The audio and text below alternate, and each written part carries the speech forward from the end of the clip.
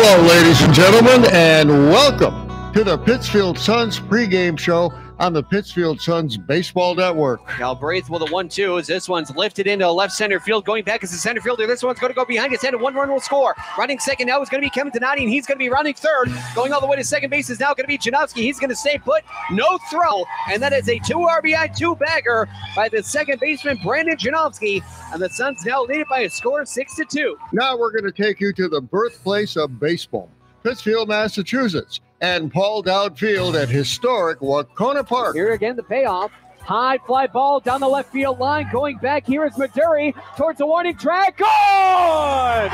Pittsfield Suns tie up the ball game with a clutch 2-run homer by Connor Moriarty. Now here's your host for Pittsfield Suns baseball, Billy Madewell and Andrew Belargent.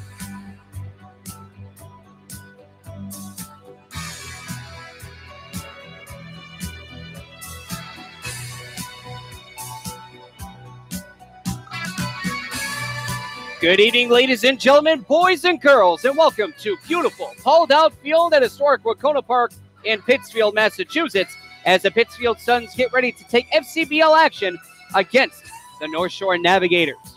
Good evening, ladies and gentlemen. My name is Billy Madewell. Thank you so much for making us a part of your evening. Alongside me, as always, my longtime broadcast partner, Andrew Belargent. Andrew, Suns getting a big victory yesterday. They're looking to maintain the momentum and pace. Huge victory and a huge revenge game as well, going to Bristol and defeating the Blues, who have come here and won on multiple occasions this season.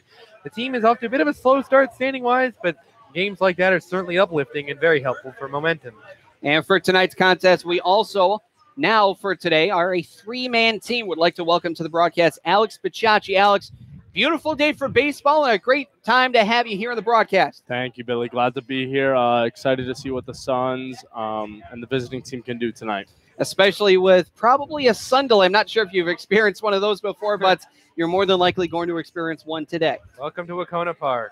For the Pittsfield Suns, again, a big victory yesterday against the Bristol Blues, who have been on a hot streak as of late. But for the Pittsfield Suns, you can't say too much of the same facing off against the North Shore Navigators. It's really a battle of who can maintain pace and stay on pace and on par on the totem pole and try not to go even further dipping down. But we're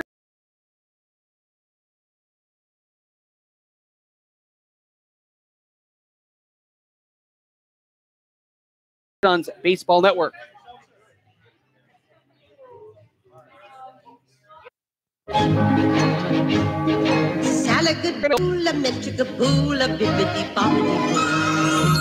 You must be your fairy godmother. Yes. It doesn't take a fairy godmother to tell you that the right fit means everything. Good heavens, child.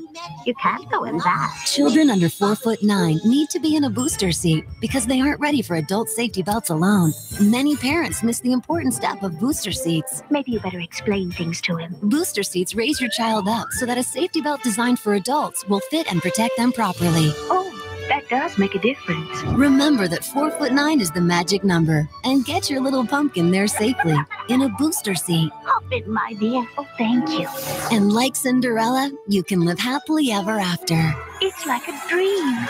A wonderful dream come true. For more information, visit boosterseat.gov. This has been a message from the U.S. Department of Transportation and the Ad Council.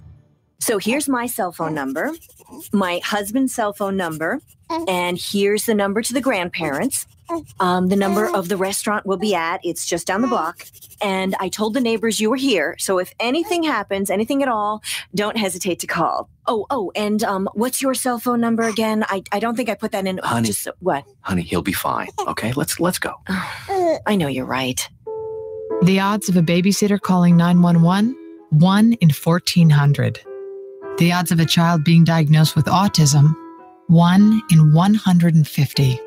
You know the odds of autism. Now learn some of the signs. No big smiles or other joyful expressions by 6 months. No back and forth sharing of sounds or facial expressions by 9 months. And no babbling by 12 months. To learn more of the signs and more about autism, visit autismspeaks.org. Brought to you by Autism Speaks and the Ad Council.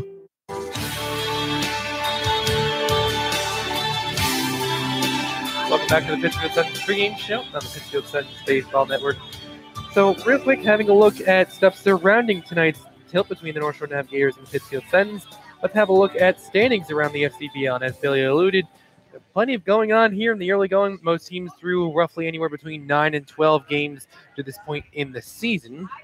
So having a look at the standings, the Martha's Vineyard Sharks stand tall with an 8-1 record. An impressive 6-game winning streak in the early going has the Sharks standing right tall at the top of the standings. In second place are the Bristol Blues at an 8-3 record, one full game back of those Martha's Vineyard Sharks following the defeat to the Pittsfield Suns just the other day. In third place, we have the Brockton Rocks sitting in at 7-4. They've been off to a solid start themselves since losing their opener. Looking beyond that, we have the Worcester Bravehearts in fourth place at 6-5, with the Nashua Silver Knights coming in at fifth at 3-7. Of course, the Pittsfield Suns here sitting at 3-9, and the North Shore Navigators, who visit tonight, stand behind the Suns with a record of 2-8. So that being said, of course, big day in baseball today, as we have a few games going on today, as well as some games that happened just yesterday. Yesterday, the Brockton Rocks visited the Worcester Bravehearts, and Worcester won that home game by a score of 8-2. As Billy and I have mentioned, the Suns went to Bristol yesterday and trounced the hosting Blues by a score of 10-3. Finally, the Martha's Vineyard Sharks did that same exact thing to the Nashua Silver Knights by that same exact score of 10-3. Now, having a look at games that are going on today, we have the Nashua Silver Knights visiting the Martha's Vineyard Sharks. The Worcester Bravehearts visit the Bristol Blues, in addition to our game here tonight. So, of course, plenty of action on tap for tonight. Of course, plenty to talk about at the Major League level as well, as we have an assortment of games going on tonight. We have the Chicago Cubs visiting Milwaukee Brewers. The Philadelphia Phillies play host to the Colorado Rockies. The Cleveland Indians travel to Chicago for another meeting with the White Sox. San Diego Padres are in St. Louis for a meeting with the Cardinals. The Houston Astros are in Oakland taking on the Athletics, with the San Francisco Giants also going to Miami to take on the Marlins. In addition, the Minnesota Twins get an AL Central duel with the Detroit Tigers at Comerica Field, with the Boston Red Sox also going to Baltimore, trying to defeat the Orioles for the second time in 2 days following last night's extra innings affair. We have interleague action for the LA Dodgers as they host the Texas Rangers tonight as well. And, of course, that will finish off our Major League scores for the day. So that being said, taking things back to the FCBL level, I had the opportunity to sit down today with Pittsfield Suns shortstop Brian McHale. And after we hear a few more PSAs, we will hear the interview here on the Pittsfield Suns Baseball Network. Are you prepared in the event of a disaster? I'm Jim Cantori, reminding you that the best way to make your family safer is to be prepared before disaster strikes. First, build a disaster supply kit with enough supplies for each family member for at least 3 days. Next, make a family communication or evacuation plan. Finally, stay informed. Listen to local radio and TV reports when disasters are imminent. For more information on how you can be Red Cross ready, contact your local American Red Cross chapter or visit redcross.org. At the American Lung Association, we're fighting for a day when we can all breathe easier. We're fighting for clear skies over every city and healthy lungs throughout the country. We're fighting to free millions of Americans from the addictive grip of tobacco and the devastating effects of lung disease. The American Lung Association isn't just fighting for air, we're fighting for all the things that make it worth breathing, and we can use your help. See what you can do at fightingforair.org.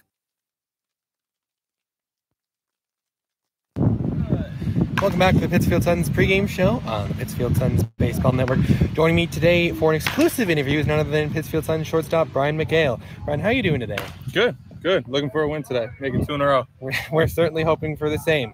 So, in general, Brian, how would you say that your first impression in these first 12 games in a Pittsfield Suns uniform has been? It's been good.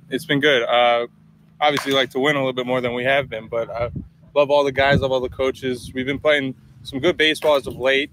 Won yesterday. Caught a couple bad breaks before that, but I love it. Having a good time. Going off of that point, of course, your recent victory against Bristol was great, especially because the Blues have come here and won a few times. But even with that, the Suns currently sit at a 3-9 record, off to a bit of a slow start, even after that huge 10-3 thrashing of the Blues.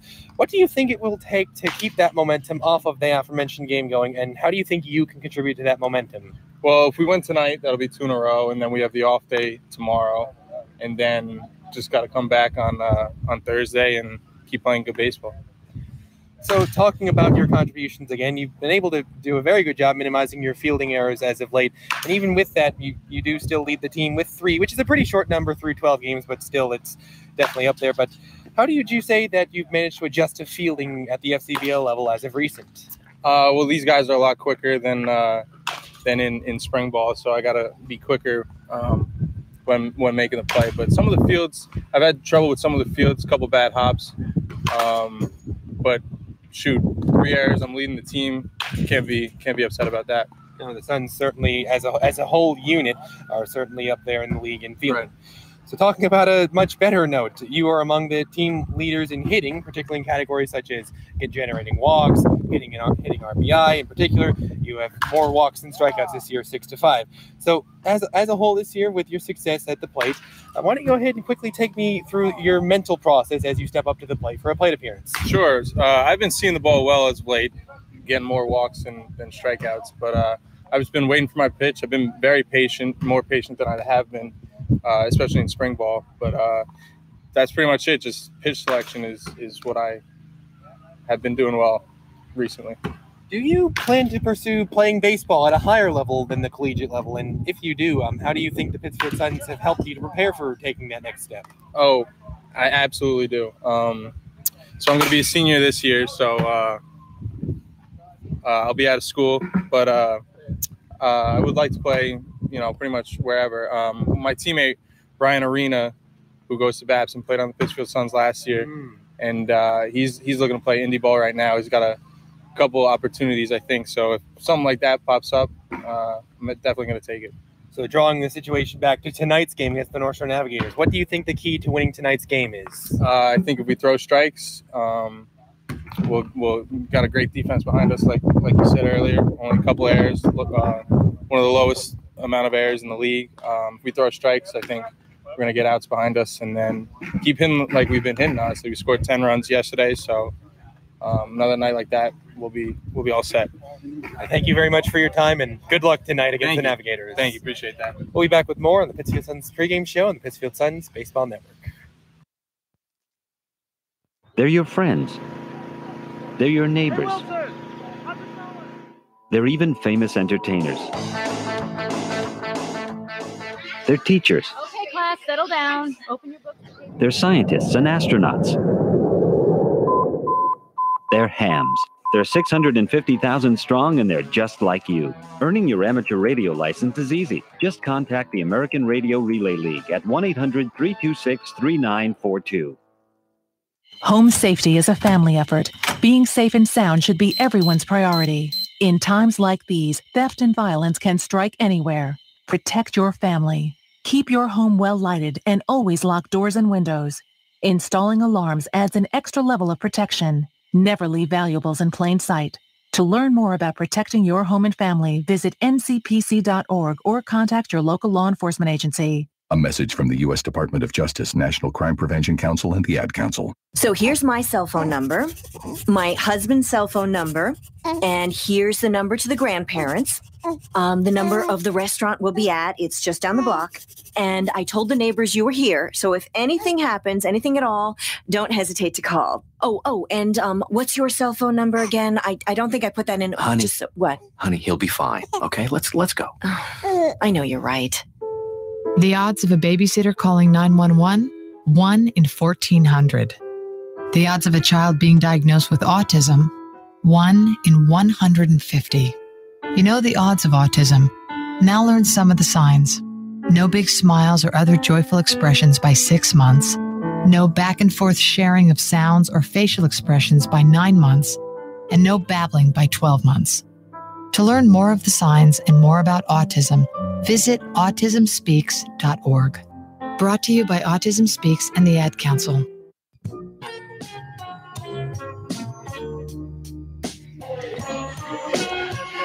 Welcome back to the Pittsfield Suns pregame show on the Pittsfield Suns Baseball Network.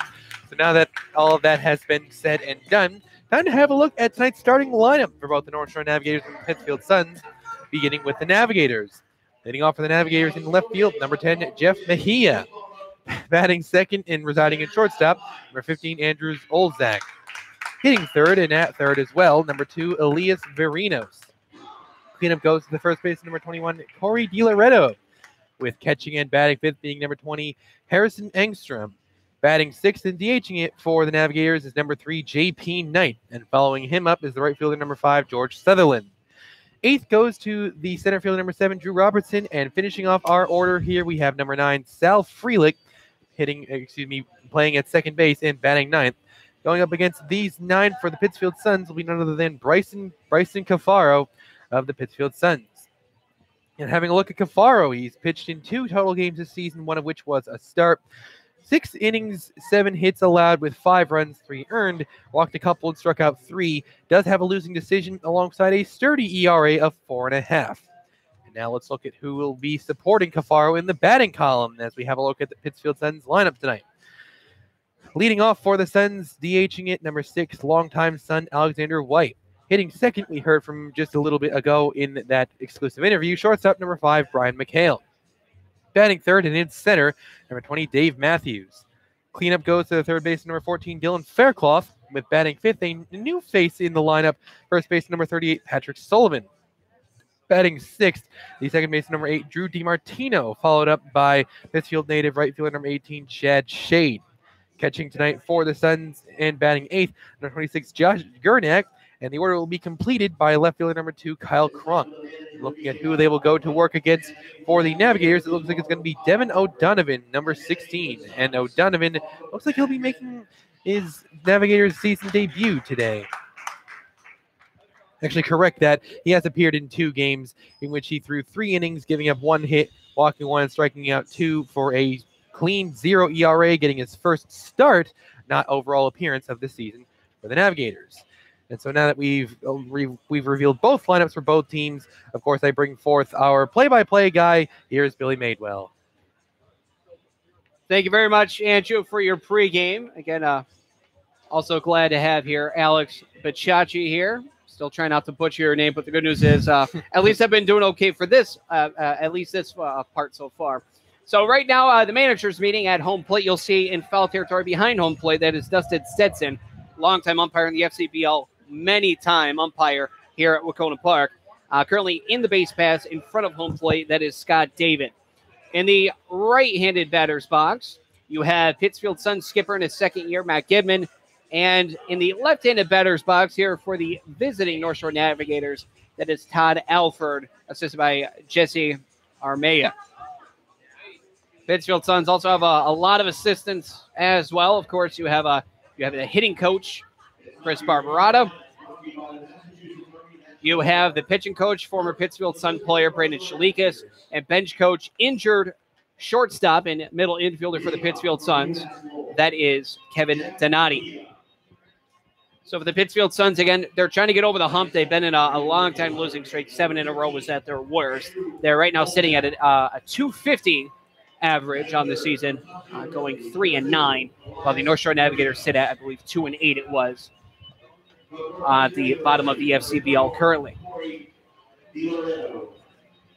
Pittsfield Suns, again, the big one here is maintaining momentum, guys, and for that, it's no easy task because, again, if you're not doing better in this league, you are getting worse. You cannot maintain steady, even killed, and just stay afloat. You have to do better. And part of maintaining momentum is avoiding the silly mistakes, like the silly fielding errors. Of course, we referenced it earlier. The Suns are very good compared to the rest of the FCBL in errors.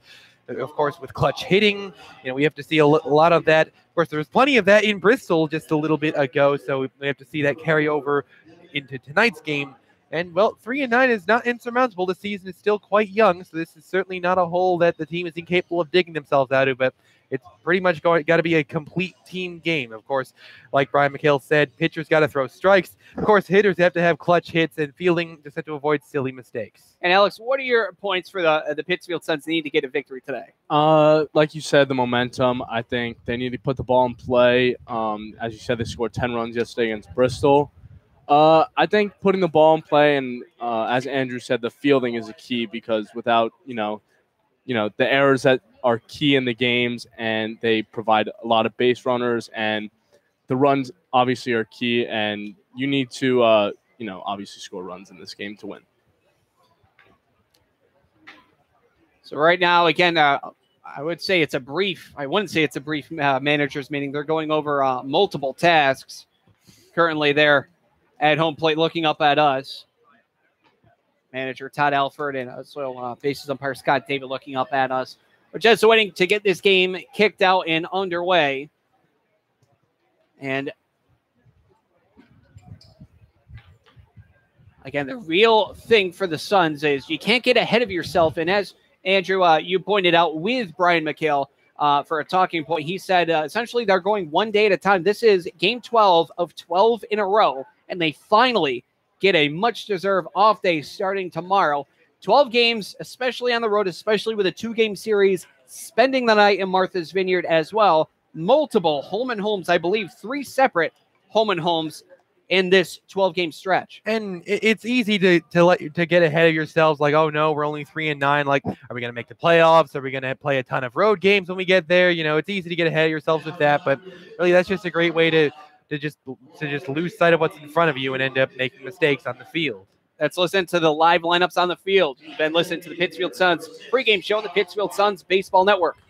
In shortstop, along with baseball buddy Mario Giovanni, number 5, Brian McHale. In center field, with Matthew Bennett, number 20, Dave Matthews. At third base, along with Kira Harrington, number 14, Dylan Gregoire. Running at first base with Zayla Schools, number 38, Patrick Sullivan. Starting at second base with Braylon Shea, number 8, Drew DiMartino. Starting in right field, number 18, Jack Shea. Your catcher, number 26, Josh Griffin. Starting in left field, number 2, Kyle Rock.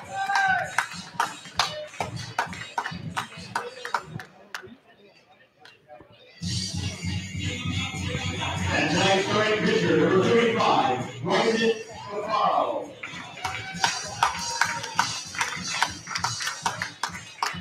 At this time, ladies and gentlemen, you please rise and remove your caps as we honor America. Singing tonight's national anthem, please welcome Bill Squires.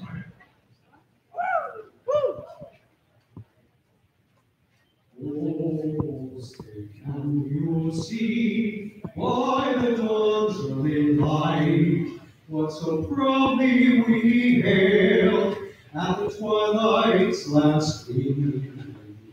Moons, broad stripes, and bright stars through the perilous fight, for the ramparts we watched were so gallantly streaming. And the rocket's red glare, the bombs bursting in air, gave proof through the night that our flag was still there. Oh, say, does that star-spangled banner yet wave for the land of the free and the home of the brave?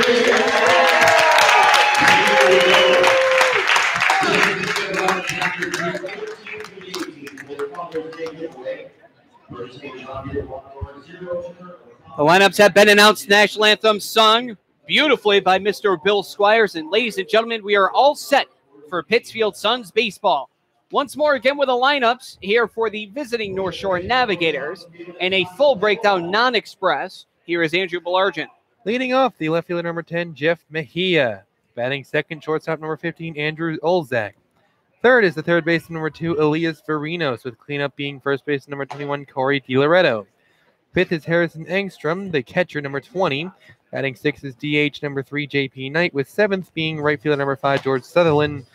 Followed up by number 7, Drew Robertson, who will reside in center, and finished off by the second baseman number 9, Sal Freelick. And they will duel with Sun star number 35, Bryson Cafaro. For the defensive alignment, you're going to see the Wahconah Park only northpaw, Bryson Cafaro, hurl to catcher Josh Gurnak. Continuing the defensive alignment from third to first, Faircloth, Mikhail DiMartino, and Sullivan. And from left to right, Kronk, Matthews, Shade.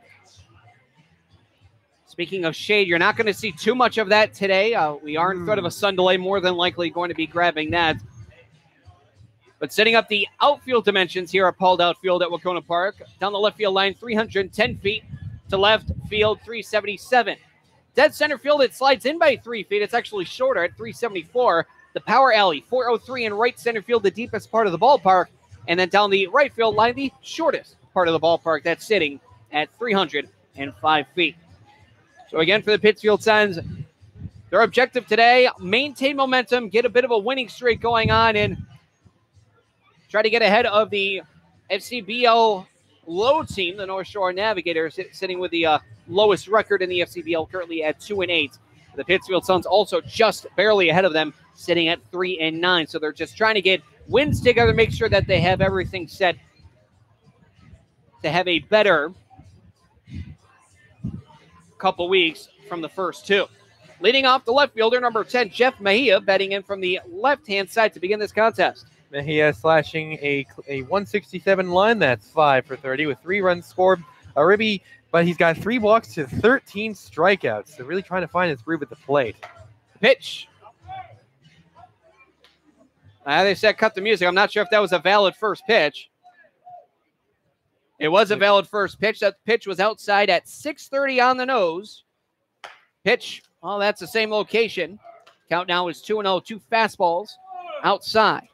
We know Cafaro's got digits on his ball. It's just he can come out throwing them in the zone. That pitch, well, that one's in the zone as that one's on the outside corner. Called strike, now 2-1. The lefty Cafaro has a sign against the lefty Mejia. Kicks and deals, a 2-1. That one inside. If that did get a piece of him, they were saying no hit by pitch. He leaned into it. So it's a ball 3-1 now to Mejia. Definitely a good call. Didn't really look like he tried to get out of the way on that one, even though it did look like he got a piece of him. 3-1 does catch the outside corner, and now the count works back full at 3-2 to Mejia. Being quite exclusive with his pitch selection here to get the full count pitch. Now the windup, the payoff pitch. That one slapped headed towards first. Gloving that one forehanded is Patrick Sullivan in his first game with the Pittsfield Sun. 3 unassisted, 1 man gone. First test, and he passes. Good way to put down the leadoff man. Shortstop number 15, Andrew Olzak. He now digs in. He plays short today. Olzak, a 175 hitter. He's had plenty of opportunities, going just 7 of 40. Has 3 ribbies, 2 walks on the season with 9 strikeouts. Here now the first pitch. That one does clip the outside corner. Good pitch there, painting the black. Now the count here is 0-1. Again, Cafaro coming out of his start, throwing absolute digits. And now he's starting to get, well, to this point, he was locating stuff pretty well. Well, that one was lowering in. Unless he wanted to chip that one into left and try to stay par, that would have been swung on, but that one was well lowering in. 1-1. This one chopped, headed over to McHale at short, who forehand gloves, throws over to first in time. Snared there by Sullivan. Now 2 men gone. And the good part about being a hard-throwing pitcher is weak contact ends up, of course, traveling a little bit farther than it normally would. And what that results in is McHale cleanly being able to field it because it's not hit too hard, but it's also not hit softly enough where it ends up being maybe an infield single. So that's definitely a bonus for Cafaro and the Suns defense as he quickly puts 2 away. And it really looks like he's catching momentum with his pitcher. He started at a 3-1 count, and then he got his groove back, putting it at 3-2, and then getting 2 quick outs. It's the third baseman, number 2, Elias Varinos, and the first pitch is in there on the inside corner, now 0-1. He's also making the defense work behind him and trusting the defense behind him as well for the infield. It's easier to do when you're a hard-throwing pitcher. Here now the 0-1, the lefty with a beautiful curveball, and he backdoors him there. Fantastic pitch, now 0-2. Cafaro in the driver's seat. Beautiful time to take that pitch out of his back pocket there to get himself the favorable 0-2.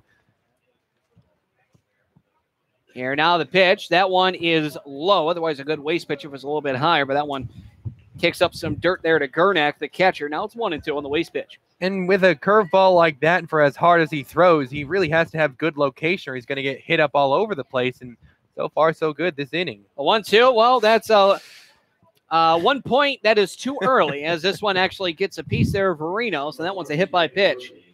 Just a tough time with his, of course, location right there, throwing a couple really slow ones and then rearing back, trying to blow it past him, but just sort of let that one slip, going way too far inside and ending up giving up a base runner here in the first inning.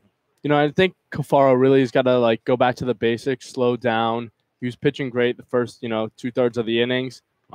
Stick to his game plan and throw strikes. First baseman number 21, Corey DiLoretto, will now step up to the dish with a runner on first with a very short lead.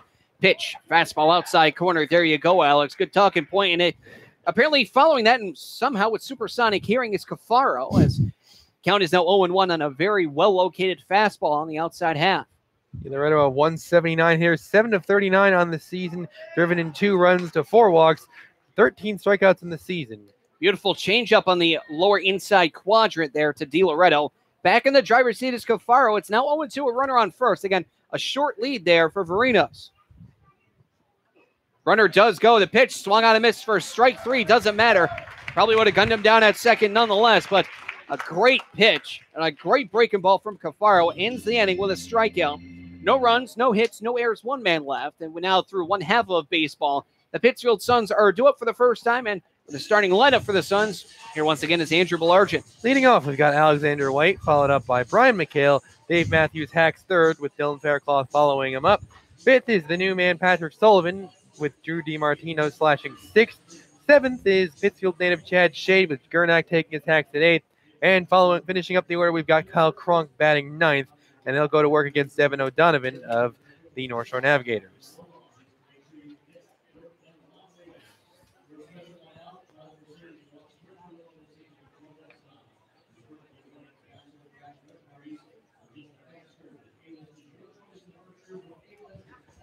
And we have looking at a profiler for O'Donovan, 2 appearances for the Navigators this season, 3 innings, 1 hit with a walk and 2 strikeouts, hasn't given up a run this season. So it'll be the right-handed hurler O'Donovan hurling to Engstrom, the catcher, going from third to first, setting the defensive alignment. You have Varinos, Olzak, Frelick, DiLoretto, and from left to right, Mejia, Robertson, Sutherland.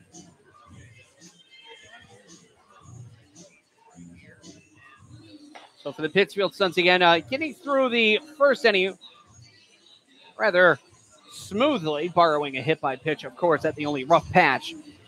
But you do have starting off and leading off here for the Suns, designated hitter number 6, Alexander White, who is going to be stepping up to the dish momentarily once the warm-up throws are completed. But for Alex White, Brian McHale, really, there was a lot of batters here for speedsters on this base pass, especially the number 7 batter, Chad Shade, who hasn't been hitting as well as he had to begin the season. But boy, the base running is still insurmountable to really get Shade. 15 of 18 as a team stolen base-wise, and of course the leadoff man here, Alexander White, leads the team with 5 stolen bags. So maybe that would be a point of emphasis here for Matt Gibbon and the Suns, but we'll definitely see as time progresses here in the bottom of the first. Currently no score between the North Shore Navigators and the Pittsfield Suns, just getting underway to start the bottom of the first. Again, here's DH number 6, Alexander White. Here the windup is O'Donovan, who fires. That one catches the inside half, and that one's in there, called strike 0-1. White, a .321 hitter this season, 9 of 28, a double and a homer.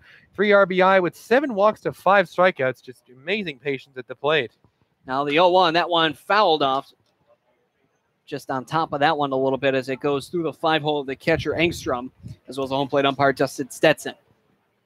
So it's an 0-2 count here to Alexander White, and Devin O'Donovan will gather the sign.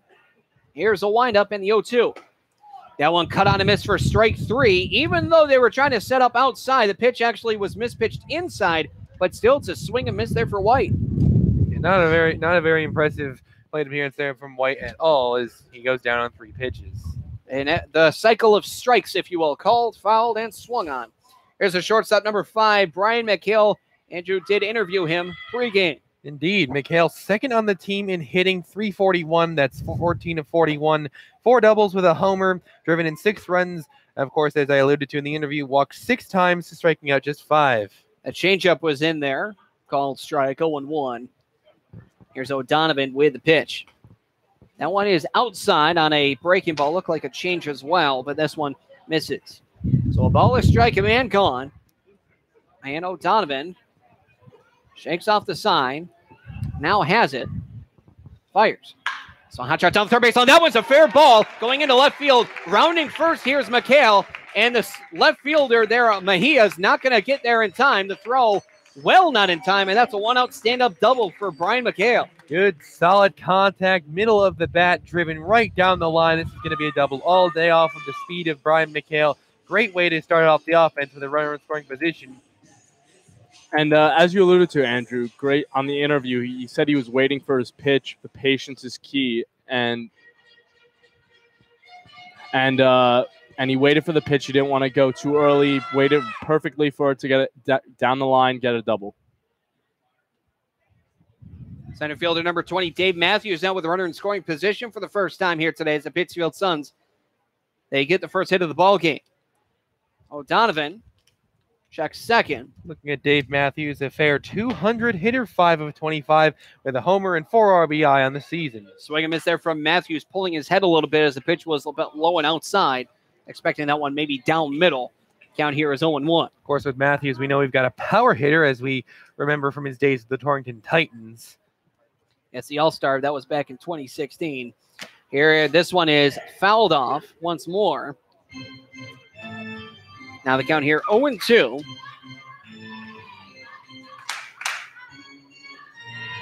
And let's see where they're going to try to set up Matthews.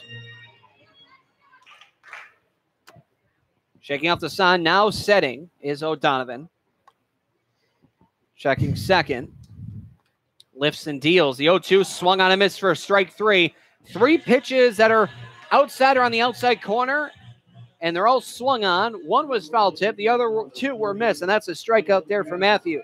Yeah, really just a rough that bat from Matthews. Never really looked comfortable. That last swing in particular, he very, very loose. He had to basically lunge at it. Almost looked like he did it one-handed as well, like the bat was like a club instead of an actual baseball bat. Definitely not a productive at-bat as he goes down on 3 pitches. Third baseman number 14, corner infielder. This is Dylan Fairclough. Time is called. Hitting a quarter at 250. That's 11 for 44 with a double, driven in a team-leading 9 runs. Probably explains why he's hitting cleanup with 4 walks and 4 strikeouts. Notably, though, he might be feeling a little bit sore after playing all these games as he's been plunked by a pitch, a team leading 4 times, which is actually more than the rest of the team put together. Yikes. Pitch is up and in, so I'm sure that one, I'm not sure if he's used to it at this point or not, but that one he barely was brushed off on a pitch high and inside. It's 1-0. The rest of the team combined plunked 3 times to his individual 4. I'm sure he liked that number to stay even. This one, a slow dribbler over towards first. Grabbing that one is Di Loretto, and he will step on first himself to end the inning. So in the inning, a 1-out double, but after that, pretty much nothing else. For the Pittsfield Suns, they grab no runs off of 1 hit, no errors, and 1 man left on base. Through 1 complete, there is currently no score between the North Shore Navigators and the Pittsfield Suns. You're listening to Pittsfield Suns Baseball on the Pittsfield Suns Baseball Network. Type 2 diabetes is a serious chronic health threat in America. It affects tens of millions of people. Many people who have the disease don't know it. Diabetes can cause health problems such as heart disease, strokes, amputations, and blindness. Talk to your doctor, get screened if you're at risk, and learn how to avoid becoming one of the millions of new cases of diabetes each year. You can help prevent type 2 diabetes. A message from CDC and HHS. Home safety is a family effort. Being safe and sound should be everyone's priority. In times like these, theft and violence can strike anywhere. Protect your family. Keep your home well lighted and always lock doors and windows. Installing alarms adds an extra level of protection. Never leave valuables in plain sight. To learn more about protecting your home and family, visit ncpc.org or contact your local law enforcement agency. A message from the U.S. Department of Justice, National Crime Prevention Council, and the Ad Council.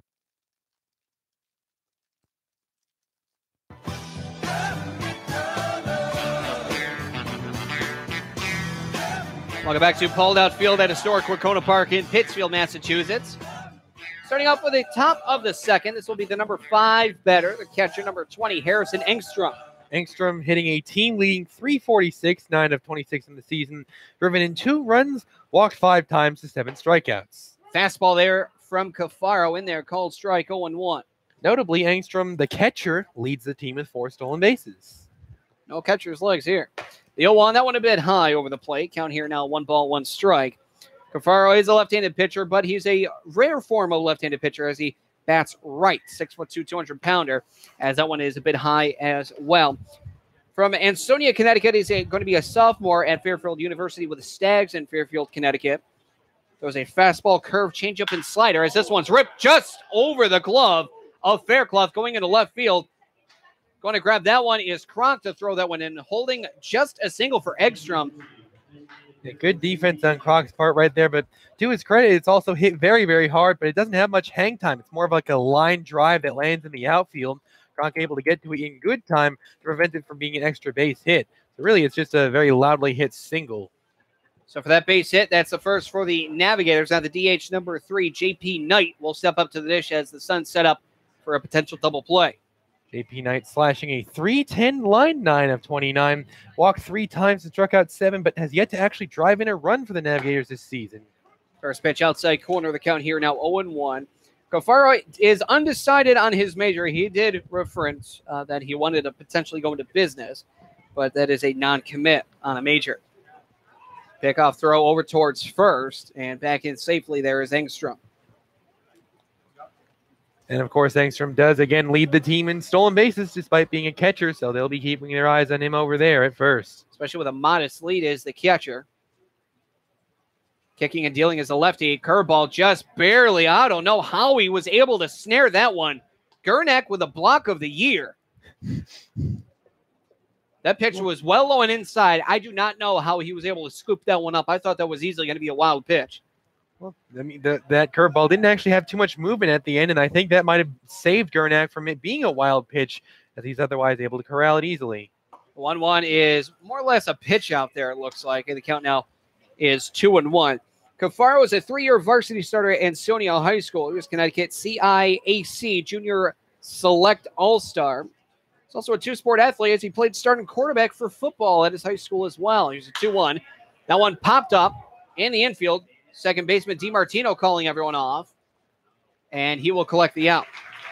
Yeah, and of course the sun's going to creep in like more and more in everyone's faces, but that is an underrated play to make in the infield right there. As he's got to, of course, I call it that little white thing in the sky. He's got to locate that thing with all of this, I don't know, fuzz or fluff all around the air, making it even harder, along with that sun getting more and more in the sky, making it harder to track the thing down. So a good play from DiMartino to pick up that important out. That pollen out in full force. Right fielder number 5, George Sutherland, sees the first pitch over the plate but high, 1-0.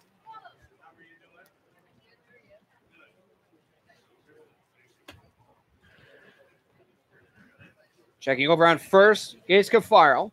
Checking on Engstrom. Here is the pitch. That went in there. The knees buckling him there. Count 1 ball, 1 strike. Now for Cafaro, not only really good at baseball, but also football. Like I said, he was a starting quarterback. He led the Chargers to the 2016 Class S state championship in football. Another pickoff move over towards first. And also, finally, voted outstanding male athlete of the year at Ansonia. Well, of course, being a starting quarterback has to bode well for your arm as a pitcher. You get plenty of work on your arm in the offseason of either sport. Now the 1-1. That one bounces in. Good block again from Gernak. I count now 2 balls, 1 strike. Not even thinking about going there was Engstrom. In general, there's also a few comparisons to be made, such as like the reliance on your defense, or in the quarterback's case, the offensive line. The need to make decisions while you're on your feet throwing the ball. You know, it definitely bodes well for him in either sport. 2-1, late swing and miss. So it was more of a defensive swing, if anything. It was fouled off back to the mid. So the count now 2 balls, 2 strikes. A man gone, a man on. I think right here Cafaro is trying to pick off the runner at first. I think he's got to trust his catcher more and just throw strikes right now. The 2-2. This one hot shot foul. And we'll go again from a 2-2 count up. I really couldn't agree more, Alex, because, yes, you do have a, we'll call it a speedy catcher over on first base, but also the infield set a double play depth for a reason.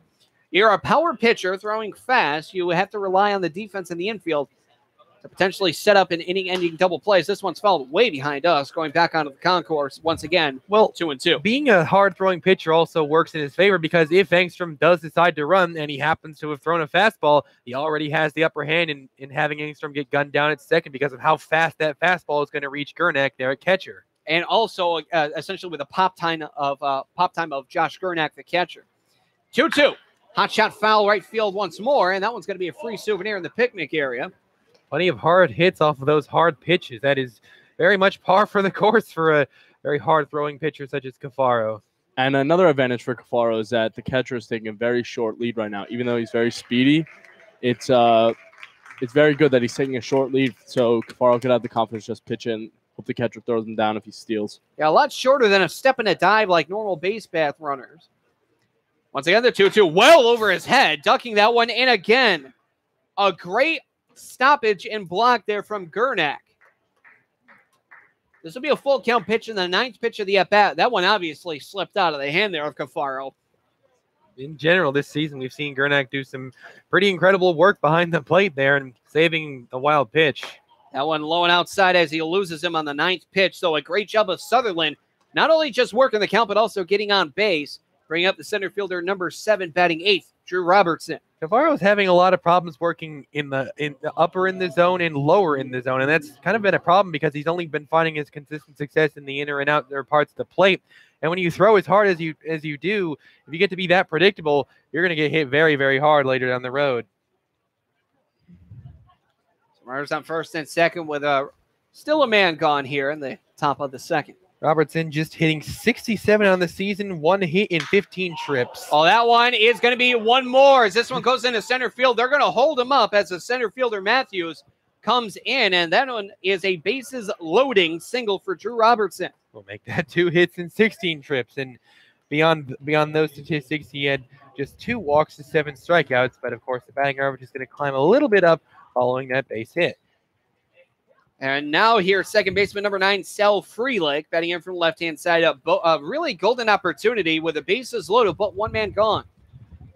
Freelick making his Navigators debut in today's game as he is yet to make an appearance in the season. Fastball outside corner? No, that's too far low, 1-0. And Cafaro's got to be really, really careful here. Third base is in right now, but he's still got to be careful. He doesn't have the momentum on his side. He's just got to go back to basics, throwing strikes that he's doing in the first inning. Now the 1-0, this one, a hot shot going into right field. Going back there is Shade, and that one is a grand slam. So much for a debut. How about that? Sal Freelick with a grand slam in his first plate appearance and at bat with the Navs. A 4-run homer, a granny. Well, way to make a first impression with your new club. That'll get him to rise in the batting order a little bit from batting 9th as he got plenty of power underneath this one, and you got a little bit of help because Cafaro throws so hard. And as I've said, being predictable and throwing as hard as he does is going to get you in a lot of trouble. And he just paid the ultimate price there, giving up a grand salami. The pitch inside for a ball here to Jeff Mejia. Grounded out to first to begin the contest. Count is 1-0. 4 runs off the grand slam. That pitch is in there. A called strike count here was 1-1. And that's the first grand slam since last year where we saw an inside the park grand slam from current bench coach Kevin Donati. I remember that one as well. Pitch is also inside now, 2-1. Cafaro's really got to get an out here. He's he's behind the count once again. And I think once he gets one out, he'll be dealing great pitches. For that, it's a called strike, 2-2. He really just needs to focus on one pitch at a time here. And clearly no one likes giving up grand slams, but you just saw him get absolutely deflated up there on the mound, and you hope he can mentally collect himself. Well, this one swung on a miss. Gernak collects, throws over to first. It's in the dirt, and it's thrown away. And that one is going to be a strikeout wild pitch. Mejia will step over on first. Oh, that's got to be demoralizing up there on the mound, giving up a humongous grand slam and then having that happen. Ooh, Cafaro, you hope that he's keeping it together up there on the mound because he's really looking distraught.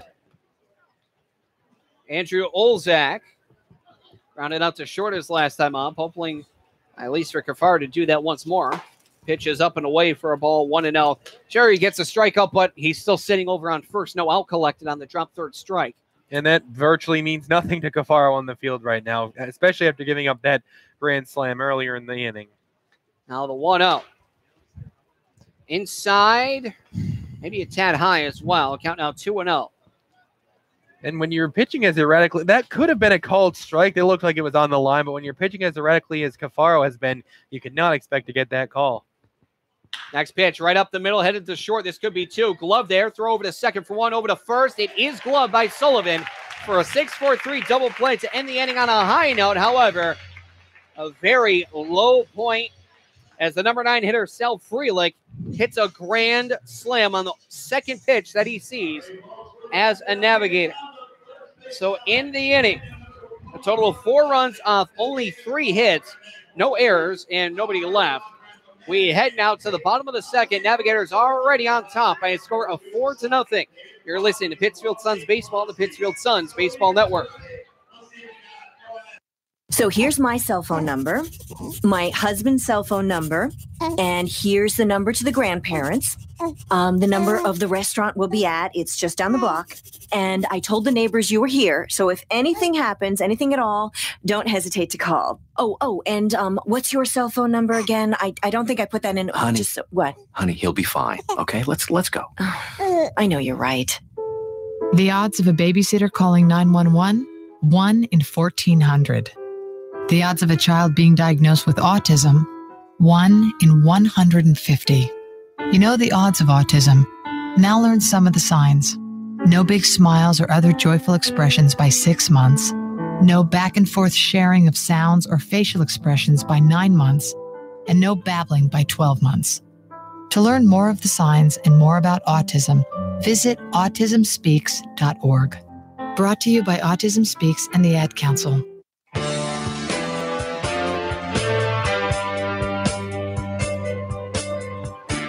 You're listening to Pittsfield Suns Baseball and the Pittsfield Suns Baseball Network. Billy Madewell, Andrew Belargen, Alex Bacciacci here at Paul Dowd Field at historic Wahconah Park in Pittsfield, Massachusetts. Beginning off now with the bottom of the second. It is currently 4-0 thanks to a grand slam by Sal Freelick in his Navigators debut. This is now the first baseman, number 38, making his debut for the Suns, Patrick Sullivan.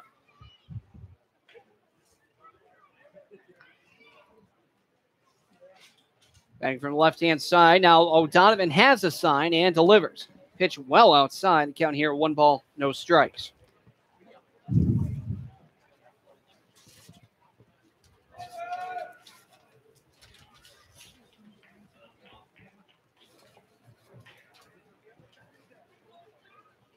Here now the 1-0. This one a hot shot headed towards deep left center field. Going back is Mejia and Robertson, and it will be Mejia in deep left field and will collect the out.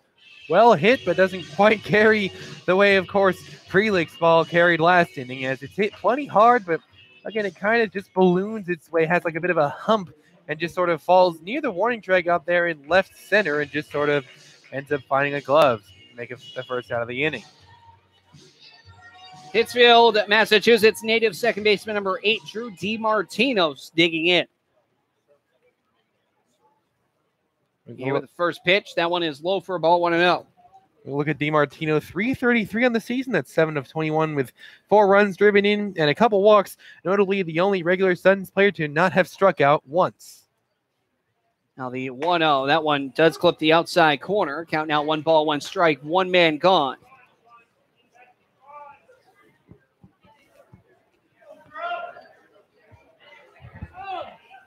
With the sign, O'Donovan winds and deals the 1-1 as a check swing, and it goes over to the dugout on a check swing. Somehow it hit the bat foul, and we'll go to a 1-2 count. Yeah, that was going to be very high in the zone. It looked like it was definitely going to be called a ball.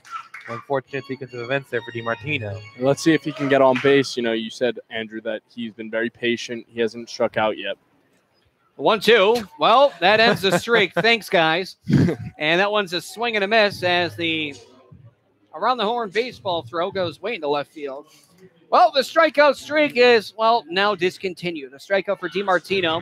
Right fielder number 18, Chad Shade, the speedster of the Pittsfield Suns, also from Pittsfield, Massachusetts. Right at the Mendoza line at 200 is Shade, and 8 of 40 for the season, with 6 runs scored, a couple doubles, driven in 4 runs, 7 walks to an unsightly 11 strikeouts, which is in a 3-way tie for the team lead.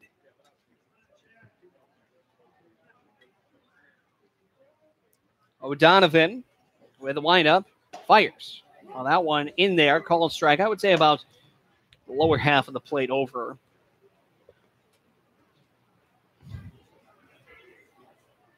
Shaking off the sign, now getting the sign. Here is the 0-1. A hot shot just off the glove of the third baseman there, Varinos, and that's going to trickle into left field. He's thinking, too.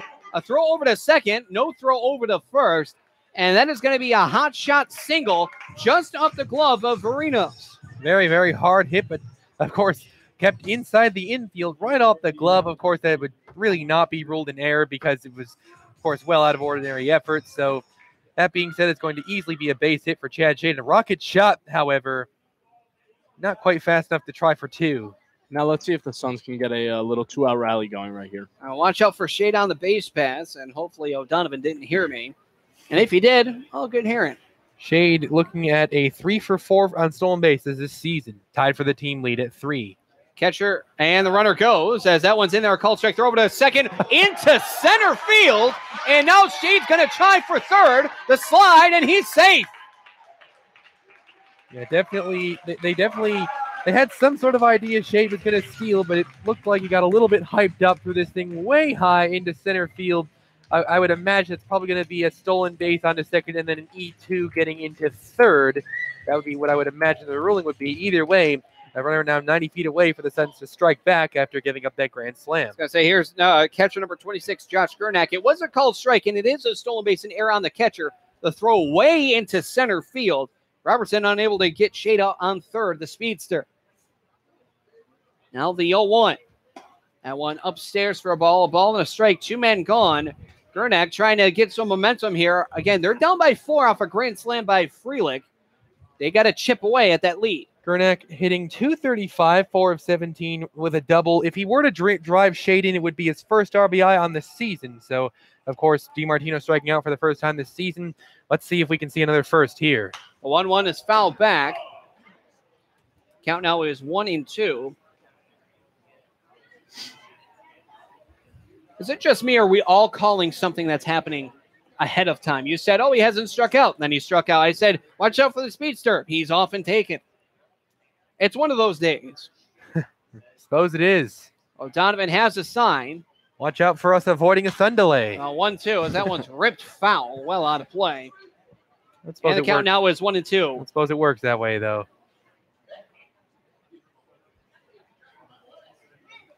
I'll be amazed if that appears to be the case. Oh, boy. I'm going to go buy a lottery ticket if it ends up being the case. I get commission, 10%. 1-2. This one slowly chopped over towards third. Grabbing his Varinos. Throw over to first is in time. So the Suns can't take advantage of the stolen base and error on the 5-3 putout. So no runs off 1 hit, 1 error, and 1 man left. Through 2 full innings of play, it is the North Shore Navigators who currently hold a 4-0 lead over the Suns. We'll be right back with more Pittsfield Suns baseball on the Pittsfield Suns Baseball Network. Did you know the 3rd leading cause of fire deaths for older adults is cooking? Hi, I'm Rob Neal from the United States Fire Administration with important fire safety tips for seniors. Never leave cooking unattended because a serious fire can start in seconds.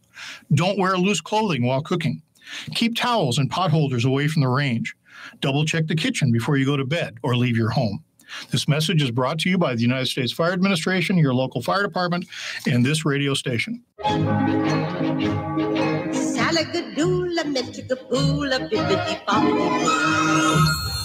must be your fairy godmother.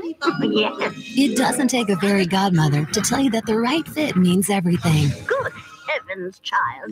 You can't go in that. Children under 4'9" need to be in a booster seat because they aren't ready for adult safety belts alone. Many parents miss the important step of booster seats. Maybe you better explain things to him. Booster seats raise your child up so that a safety belt designed for adults will fit and protect them properly. Oh, that does make a difference. Remember that 4'9" is the magic number, and get your little pumpkin there safely. in a booster seat. Hop in, my dear. Did you know that every you suffer from the heartbreak?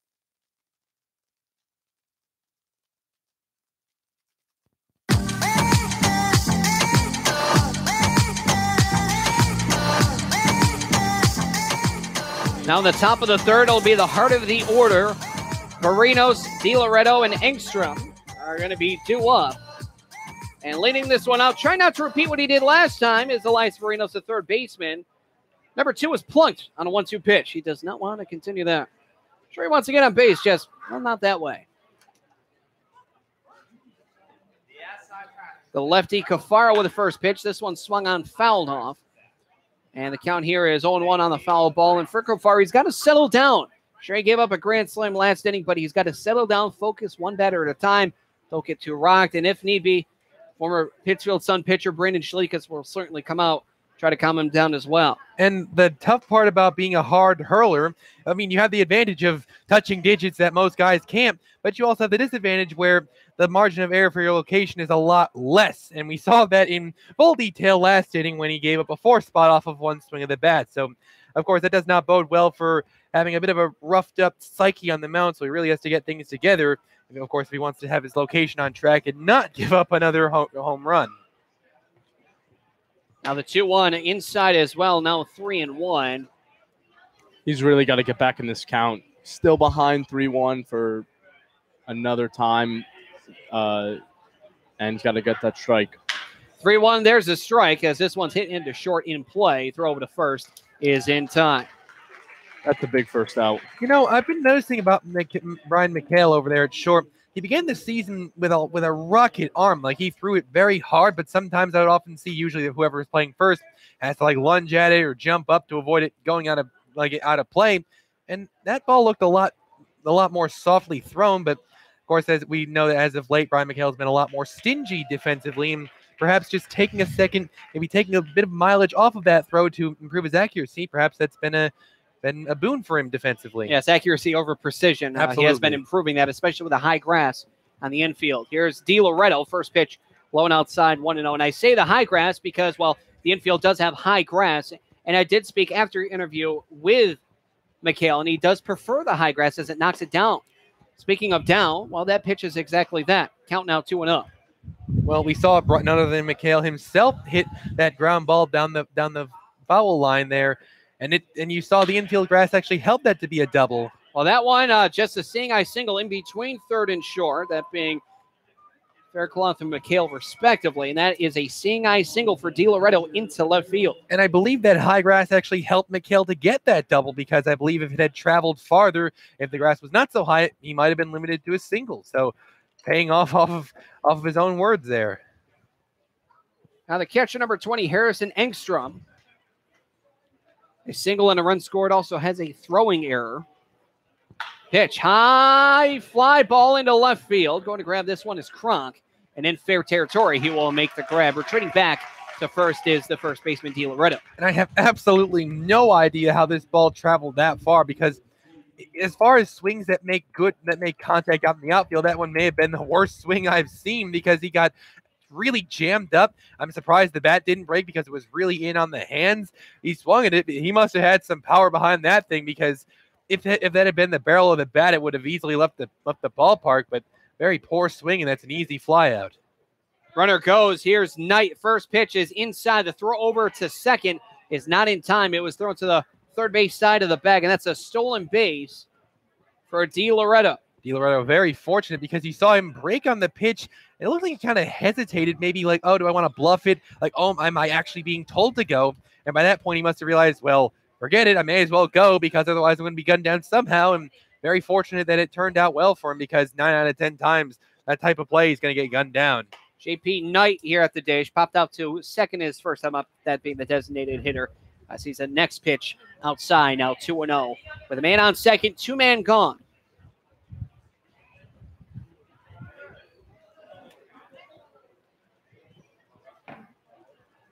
Cafaro sets from the stretch. Checks second. Twice with a long hold. Now 2-0. Time was actually called. So no pitch gathered. This will be a big confidence booster if Cafaro got out of this inning with a runner on second right now. And a good move on his end, throwing the ball even though time was called. Always the best thing to do. Always deliver and follow through, no matter if it's time called or not. 2-0. This one blooping into right field, but Shade comes in, and he will make the grab in the right field to collect the final out of the inning. You tell the sun is really bothering him out there. It did look like Shade had a bit of difficulty locating it, as he really had to kind of casually charge it just to make the catch. Yeah, Shade without any able to make the grab. Through now 2.5, we head to the bottom of the third. Navigators lead 4-0 over the Pittsfield Suns. You're listening to Pittsfield Suns Baseball on the Pittsfield Suns Baseball Network. Type 2 diabetes is a serious chronic health threat in America. It affects tens of millions of people. Many people who have the disease don't know it. Diabetes can cause health problems such as heart disease, strokes, amputations, and blindness. Talk to your doctor, get screened if you're at risk, and learn how to avoid becoming one of the millions of new cases of diabetes each year. You can help prevent type 2 diabetes. A message from CDC and HHS. The following commercial is sponsored by feedthepig.org, an organization devoted to helping you save money. We will not entice you with messages like lowest prices in town, dealer approved, certified pre-owned. Nor will we brag about our huge selection, enormous variety. We will offer no contingencies like see store for details. Legal exclusions apply. Because we simply want to help you spend smarter and save better. Log on to feedthepig.org. Find the benefits of saving for every stage of life. Brought to you by the American Institute of Certified Public Accountants and the Ad Council.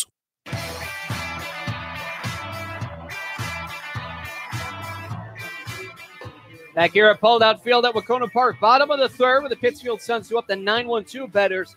The first time up, left fielder number 2, Kyle Cronk, will take some hacks here at home plate. Looking at Cronk really trying to get things going at the plate, hitting just 95, 2 of 21. He does, however, have some power. At least he's shown that in his 2 hits, because those 2 hits were a triple and a homer.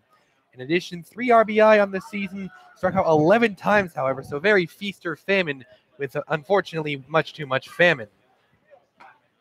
Pitch is inside. No, it's called strike. So a phantom strike called, as that one, well, looked well inside. Count here is 0-1.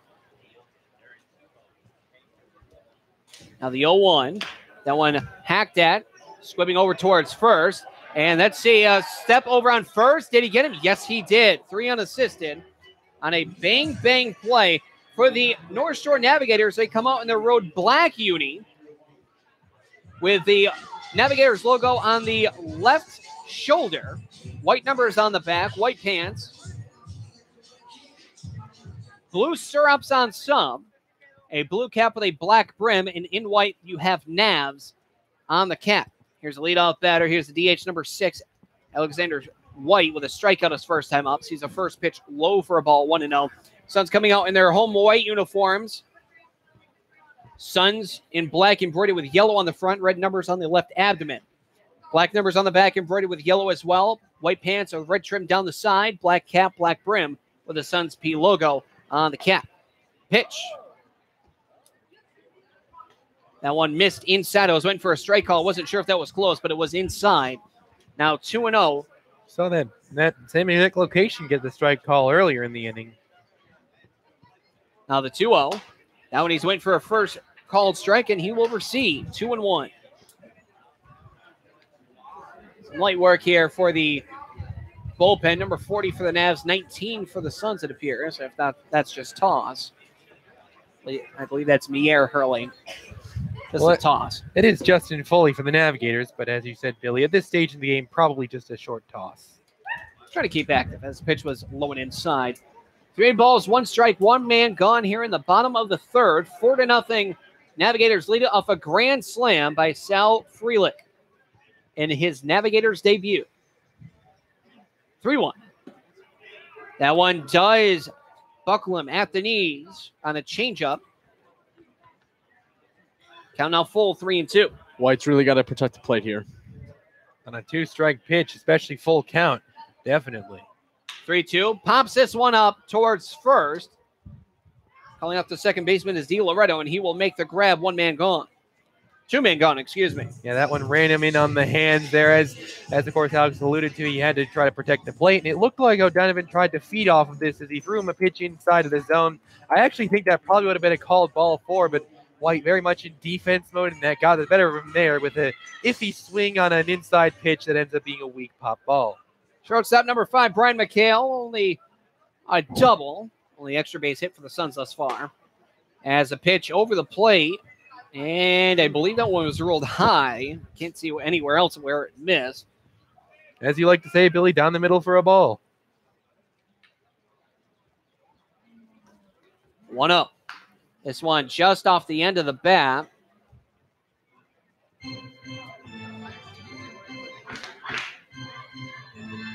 Ball a strike, 2-man gone.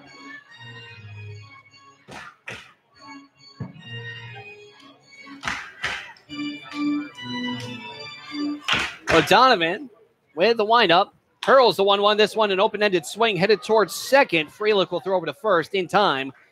And that will end the inning. So 1-2-3 inning for O'Donovan and the Navigators defense. No runs, no hits, no errors, nobody left on through the first third of the ball game, that being 3 full innings of play. A 4-0 lead for the North Shore Navigators over the Pittsfield Suns.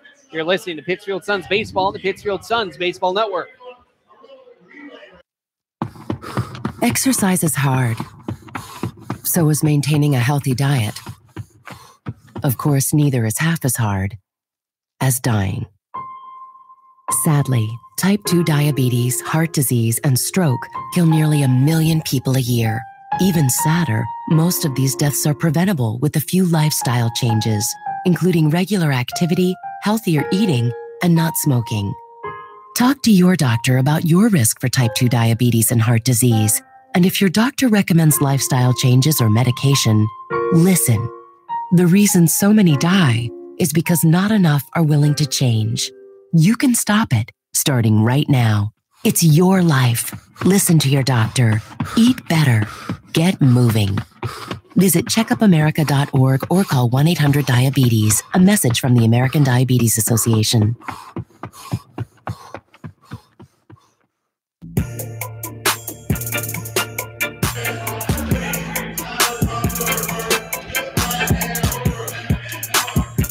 Back here at Paul Outfield at Wahconah Park on a somewhat windy, moderate, not too humid day.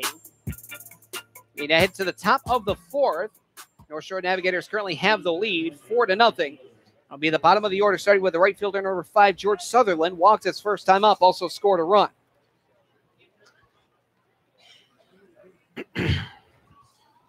That sun in dangerous territory right now, expecting a sun delay any minute now. And the pitch. That is low and outside against the lefty. I'm kind of surprised we actually started the inning given where the sun is right now. Andrew, I can't disagree. 1-0. Hot shot hit it towards first. Gloving that, it flip over to the pitcher, step on first. And that is a 3-1 putout. 2 pitches, 1 gone. Sutherland is down. And now the center fielder, number 7, Drew Robertson. Also a single and a run score. That's out. He really needed Cafaro. He's been struggling. First at bat of the inning has been hits, and that's a big out. The confidence is now there. Let's see if he can get these next 2 outs. Center fielder number 7, Drew Robertson. Again, a single to center field, his first time up. Pitch is outside. Count here is 1-0. Wind up here from Cafaro, and the lefty deals, just misses inside. 2 balls, no strikes.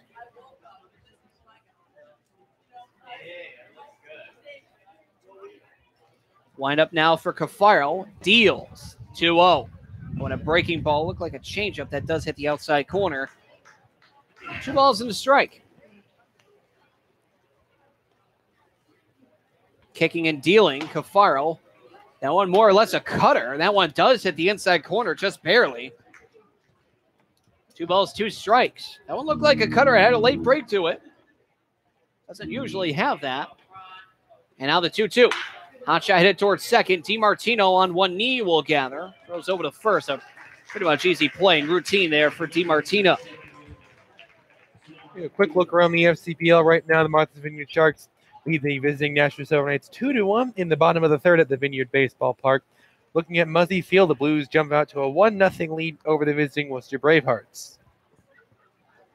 Second baseman number 9, Sal Freelick. First time up in his Navs debut. Oh, nothing, just a grand slam.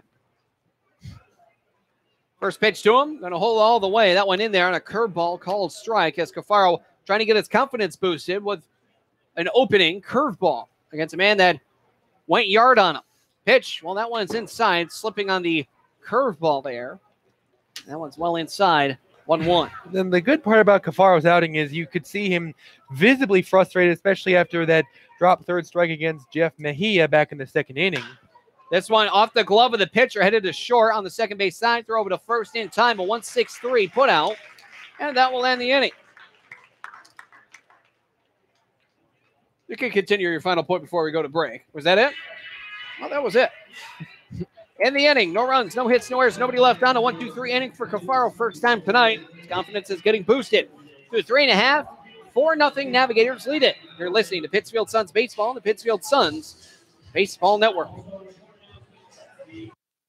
Check it out, it's the Terminator. Hey, when'd you get back, huh? Did you have to shoot anyone? Why are you so distant? Are you not happy to see me? So what's the deal? You gonna get a job now or what? Why are you being so jumpy? Put all that stuff behind you, okay? No one knows what it's like to come back from Iraq or Afghanistan unless they were there. Join other veterans at communityofveterans.org because we know where you're coming from. Brought to you by Iraq and Afghanistan Veterans of America and the Ad Council. You suffer from the heartbreak of brain rot, feeling bored, sluggish, listless, not had a new idea in days, using electronic gizmos without a clue why they work. Now there's help. Ham Radio, guaranteed to stimulate your corroding neurons and open a whole new world of excitement. To learn more about Ham Radio, go to helloradio.org. Side effects of ham radio usage include mental stimulation, desire for education, new career paths, understanding of technology, and cases of addiction have been reported. If you experience any of these symptoms, you're welcome. Ham Radio, it's not your granddaddy's radio anymore.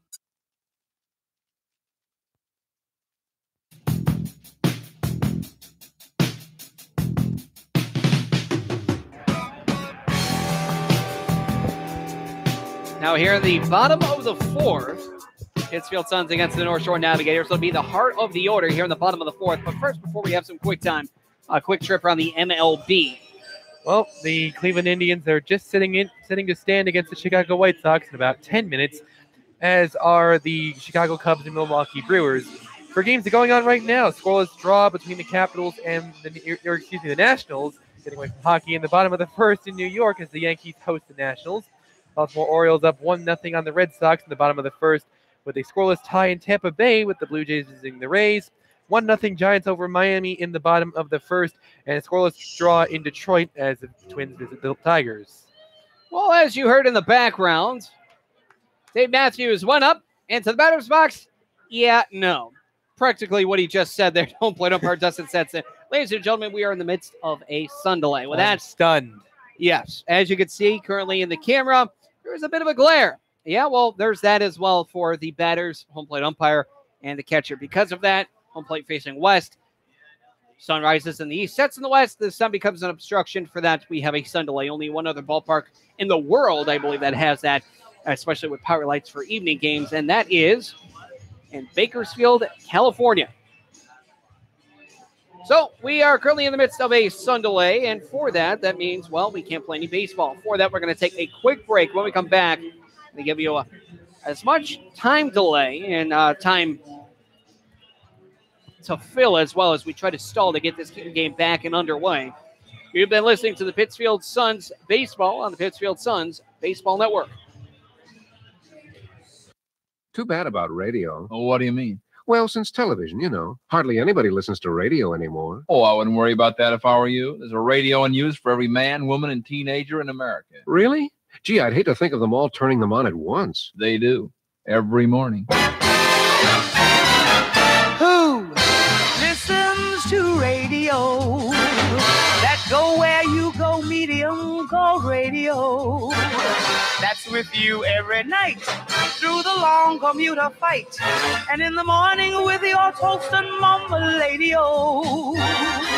who listens to radio. No matter if it's summer, winter, spring, or fall. Who listens to radio? Only 150 million people. That's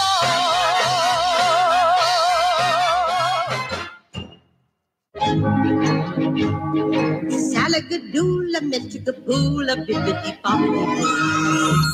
You must be your fairy godmother. Yes. It doesn't take a fairy godmother to tell you that the right fit means everything. Good heavens, child. You can't go in that. Children under 4'9" need to be in a booster seat because they aren't ready for adult safety belts alone. Many parents miss the important step of booster seats. Maybe you better explain things to him. Booster seats raise your child up so that a safety belt designed for adults will fit and protect them properly. Oh, that does make a difference. Remember that 4'9" is the magic number, and get your little pumpkin there safely in a booster seat. Hop in, my dear. Oh, thank you. And like Cinderella, you can live happily ever after. It's like a dream. A wonderful dream come true. For more information, visit boosterseat.gov. This has been a message from the U.S. Department of Transportation and the Ad Council. You suffer from the heartbreak of brain rot, feeling bored, sluggish, listless, not had a new idea in days, using electronic gizmos without a clue why they work. Now there's help. Ham radio, guaranteed to stimulate your corroding neurons and open a whole new world of excitement. To learn more about ham radio, go to helloradio.org. Side effects of ham radio usage include mental stimulation, desire for education, new career paths, understanding of technology, and cases of addiction have been reported. If you experience any of these symptoms, you're welcome. Ham radio. It's not your granddaddy's radio anymore.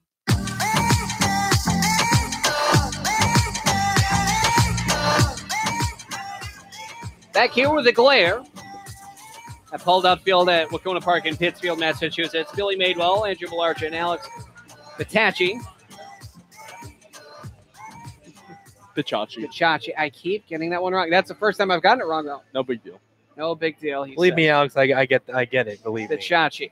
Well, all three of us have pretty weird last names. Oh, please. Madewell. Madwell.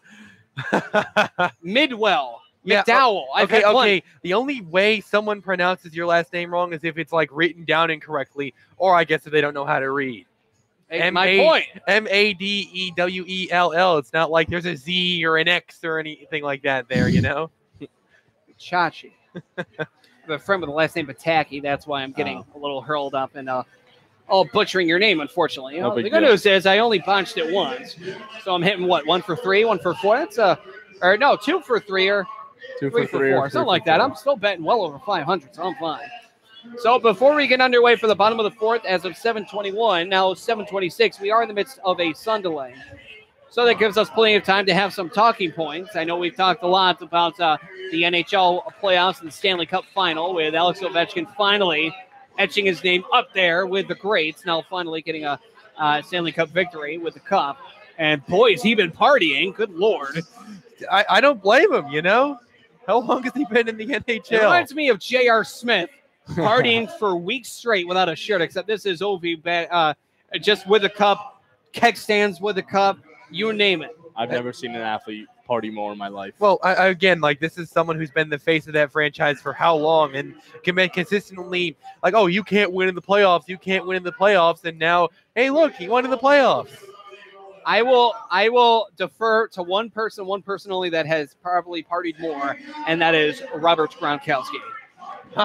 You are probably right. I have a high feeling that I'm correct on that. So we've talked about, the NHL, MLB. We've talked about the NBA playoffs as they just finished up in a sweep for the Golden State Warriors, winning their 3rd out of 4, pretty much cementing the dynasty and 4th straight of Cavs Warriors, and we'll probably see 25 more. I would like to put both of you potentially on this spot because after the conclusion of that aforementioned NBA Finals, where the Warriors defeated the Cavs to win the series 4-0, a point of contention in some Facebook forums, is that when Kevin Durant decided to go to Golden State, and thus the Warriors have won 2 titles since. And Billy, I have 2, and Billy and of course Alex, I have 2 points I would like to deliver to you, and I'm going to deliver the first to you here. Do you think it ruined the sport of NBA basketball? And answer this, and then I've got another point of contention related to this to push across you guys as well. I will defer over to Alex. Okay, so I actually don't think it ruined basketball because not only are the television ratings at an all-time high, everybody's watching basketball. Super teams, they started with the Celtics really, and then went on to the Heat, and then now the Cavs, and then the Warriors, and everybody's watching. Everybody wants to see the Warriors lose now, except for Warriors fans, obviously. And it's good for the sport. All these superstars joining teams. It just shows how great these players are and what their abilities are to make a great team, even though they have completely different skill sets from one another. Now, I would like to follow that up with some interesting points. So, obviously, nothing is official yet, but of course, it's the off season, and now it's time for the rumor mill to get grounded up. And I have a feeling you know what I'm going to put across to you next. I've heard two things, and I don't see any way that they could both happen, but on their own, let's talk about these ideas.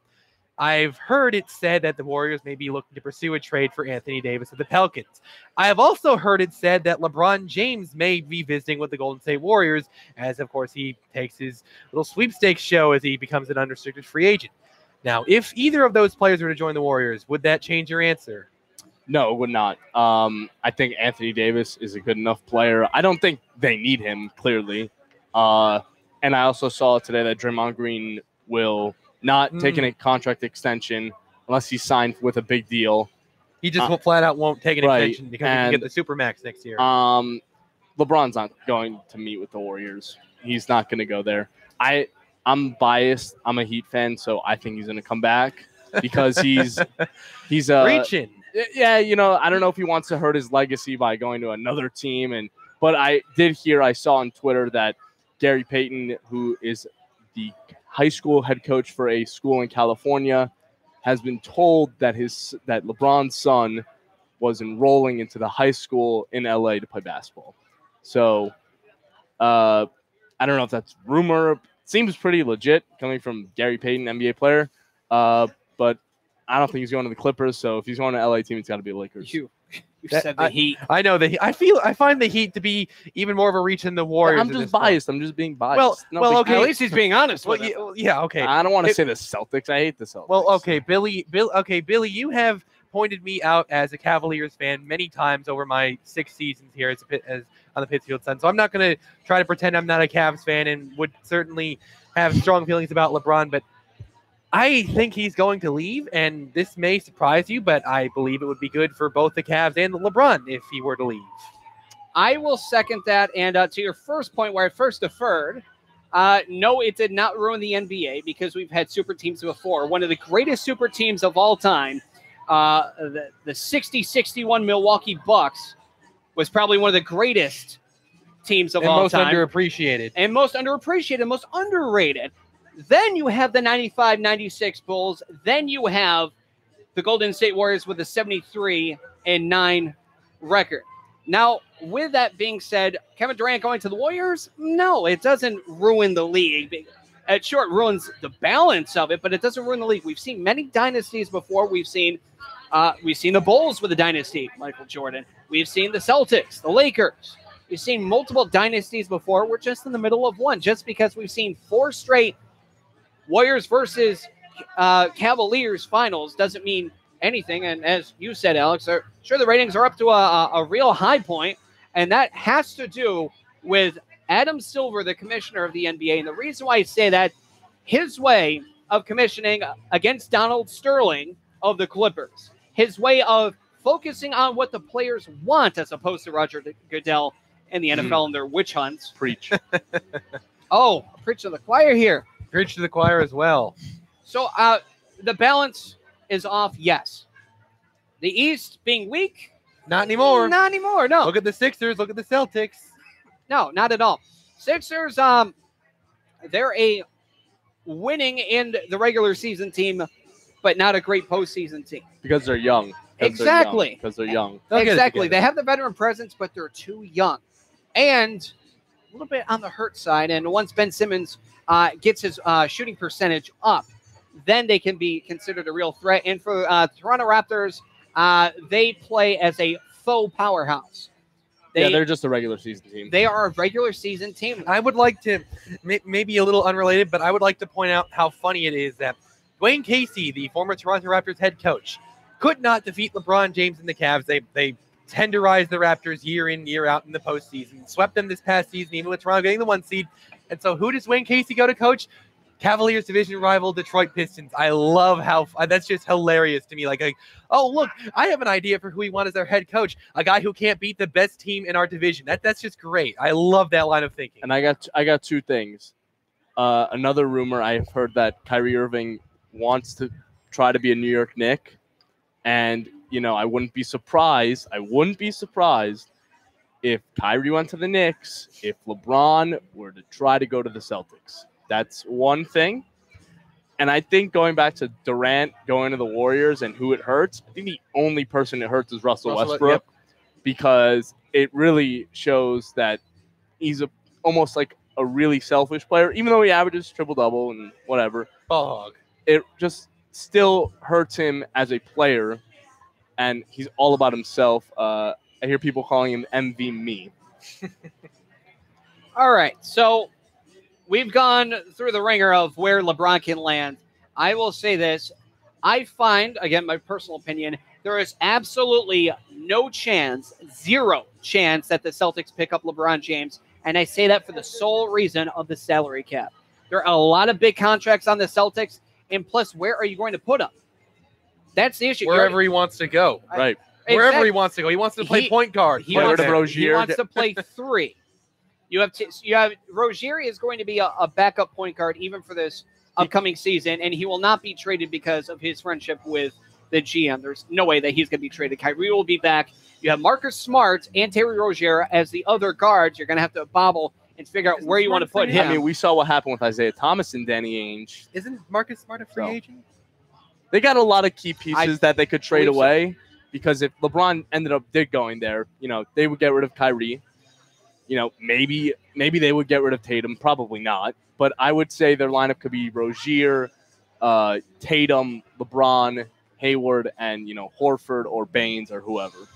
Yes, Marcus Smart is a free agent. He is a free agent. With his defensive presence, I can't fathom that they wouldn't pick him up for an extension, or at least re-sign. But and then Marcus Morris. He's going to be a power forward all the way as well. So with that being said, and the reason why the rumors are coming up because Kyrie Irving wants to be a Knick, that came up back when he wanted to be traded from the Cavaliers to a team, and that was on his list, was being a New York Knick. I don't necessarily think that applies now, because now he is on a championship team, or championship caliber team, I should say, with the Boston Celtics. They have the pieces, and they are probably going to be a big threat coming out of the East. With LeBron, to your point, Andrew, do I think he's going to come back to the Cavs? Absolutely not. Why? The salary cap. You look at all of those terrible contracts, as well as the help that he's going to have, not only on the starting 5, or I should say other starting 4. It's LeBron and the Cavs for just other 4. The other Cavaliers. The other Cavaliers. Okay, I would like to make 2 points. First of all, I think both of you are overlooking something important about Kyrie Irving, and that is he still has 1 year left with the Celtics. So why would he want an extension with them now when he could get a lot more money next year when the salary cap is set to raise? Like, why would he said it himself that it's not contractually or financially sensible for him to negotiate an extension, and that's because he can get way more money if he plays out this upcoming season with the Celtics and then hits the market. He'll also have more flexibility, as of course he can then choose to hit the road or stay with the team. So it makes no sense for him to get an extension right now, whether or not he does truly want to leave or stay with the Celtics. I wholeheartedly agree on that. Second off, I am really vehemently disagreeing with, LeBron had no help. I believe that if this team still had, of course, they're missing Kyrie Irving. That's a huge piece of it. But beyond Kyrie Irving, this is an extremely talented team. You got guys like Jordan Clarkson, Rodney Hood, George Hill, J.R. Smith, who had a horrendous finals. I would take Jordan Clarkson back immediately. Yeah, J.R. Smith kind of forgot what team he played for in game 1, but other than that, he's quite streaky. But when he's on, he's very much on. LeBron, I don't like LeBron as a fit with the Cavaliers anymore, and that's also why I said earlier I think he should leave the team, because there are plenty of talented, multifaceted players in this Cavaliers team, and with LeBron on the team, guys like Jordan Clarkson and Rodney Hood, turned into what they were with their previous teams into, hey, look, I'm going to be a catch-and-shoot henchman for LeBron James. Woohoo, yay, that's totally not the game I play, but whatever. LeBron, man, LeBron. And mark my words, okay? Mark my words. If LeBron James leaves the Cavaliers, I will go on record personally guaranteeing you they still make the playoffs next year. Oof. Guaranteeing you. Wow. Guaranteed. Might be the hot take of the century right there. Oh, my God. I'm writing that down. Go ahead. Cavs, no LeBron, equals playoffs 2018-2019. Yep, you put it in stone. You go out last night? I've never. Did you go out and party with J.R. Smith with that little or Nick Young? Hey, Nick Young. As long as he. Well, I mean, Kevin Durant did say there was a lot of champagne in that locker room after their win. So, and also, I will say this: Kevin Durant did say this to put on LeBron. He said it's easy to be the best player in the world when you have no one else on the team, no help on the team. So that, I still think Kevin Durant is too inconsistent to be considered the best player in basketball. He's the second best. And yes. Listen, for as blasphemous as you guys may find what I just said, understand that with LeBron and with him forcing these players who are multifaceted and have plenty of talents to all of a sudden make their game extremely one-dimensional, the team was a 4 seed. And you might say, like, oh, without LeBron, this is a 10-win team. But with LeBron, look at what Kevin Love was as a Timberwolf, and look at what he is now with the Cavaliers. Like, do we even still know what Love is supposed to do with this team? And he's been with the team for years. I like LeBron, and as a fan of the Cavs, I will forever appreciate him finally bringing the team home and chip. But the match is just not working. And also, looking off the court, okay, LeBron has been having this team, like, really just been forcing this team to do what he wants. He got his old buddy Tristan Thompson a humongous contract extension he didn't deserve. He got his buddy J.R. Smith a contract extension, which he reasonably, I said he was a good player, but he's not worth the extension he's at now.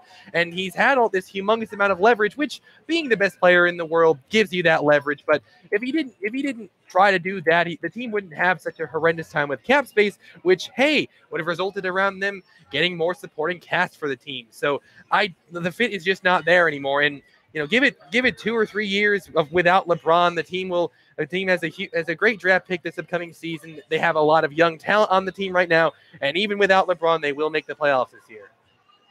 With LeBron, yes, going to be at least a 4 seed. Without LeBron, I can't fathom that they would have over 45 wins.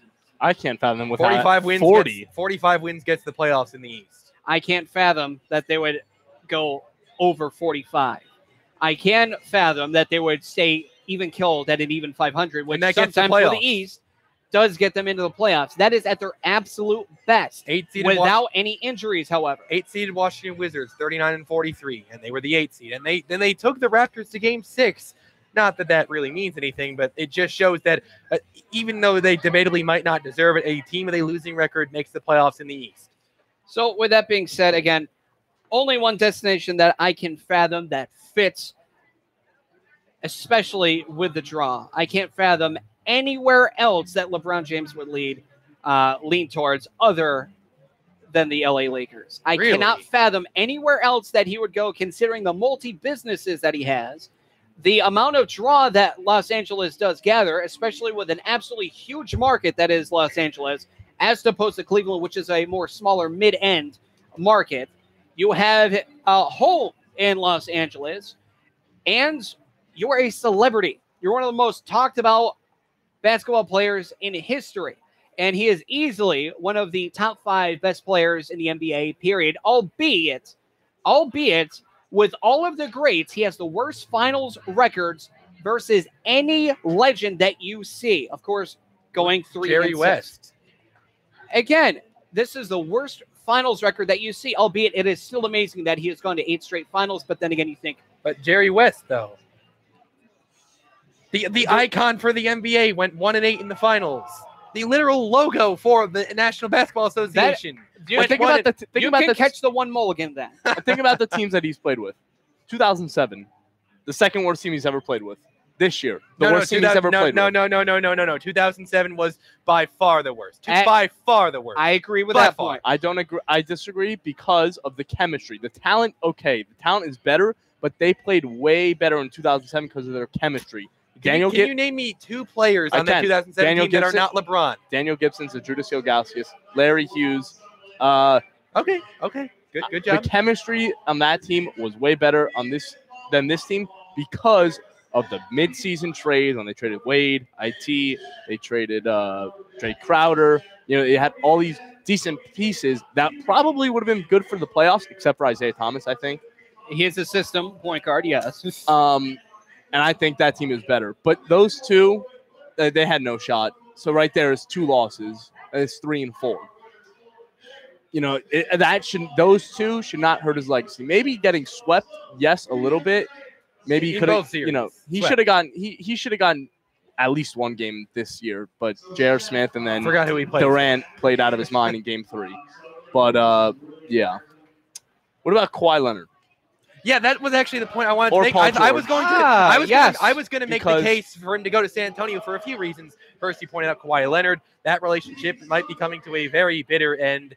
And the second point is, what did the Spurs have that could be a drawing point? Well, they have Greg Popovich. I don't even know that I'd say debatably the best coach in NBA history. Greg Popovich, a guy who may be the only coach in the league who LeBron will actually listen to. Top 2 coaches of all time. Of course, you have to put Phil Jackson up there.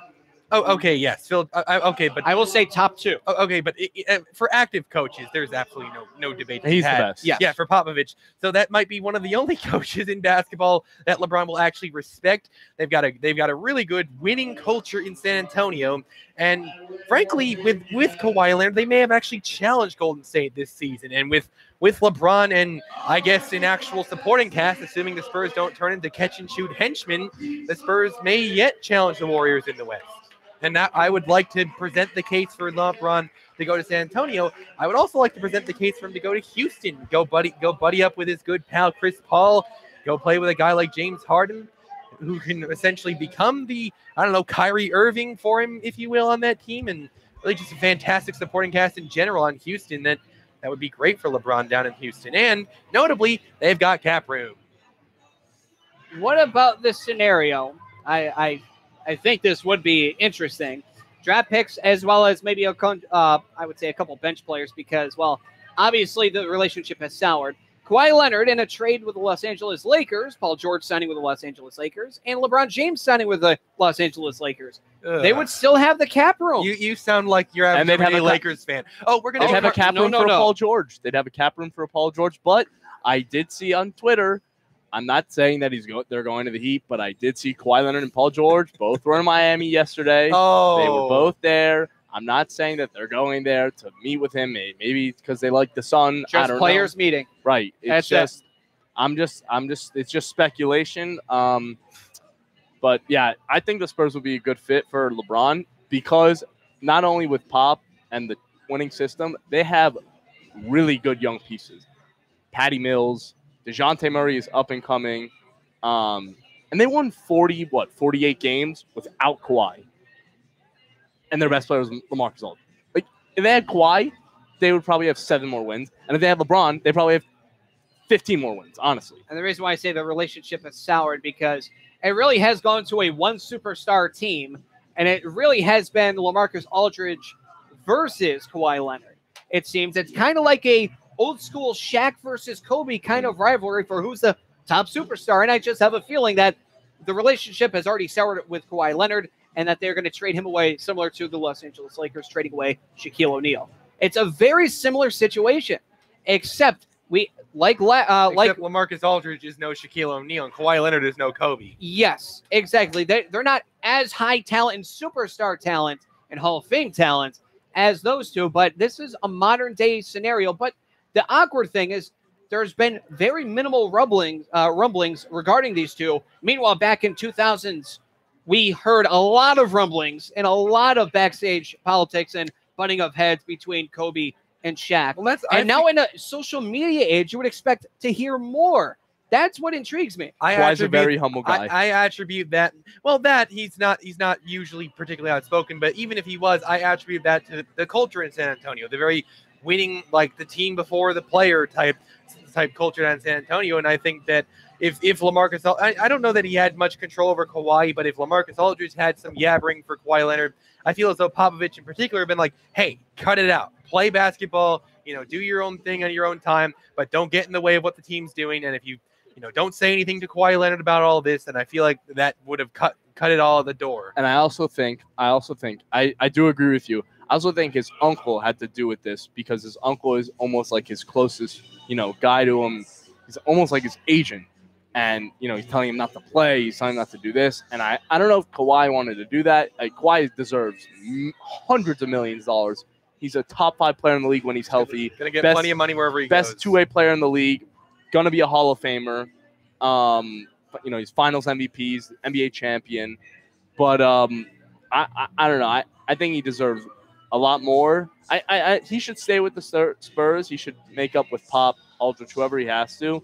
But if if they really want to contend with Golden State and Houston and New Orleans, who I think is up and coming, and I think that's a dark horse place for LeBron to go to if Boogie Cousins leaves. Could you imagine Drew Holiday, LeBron, Anthony Davis in the playoffs? I can't because it's not happening. It's a dark horse. I don't think they have the help. No, it would be like Miami, a big 3, but then you would have really nothing on the tail end. Yeah, well, I don't see that. That's definitely dark horse.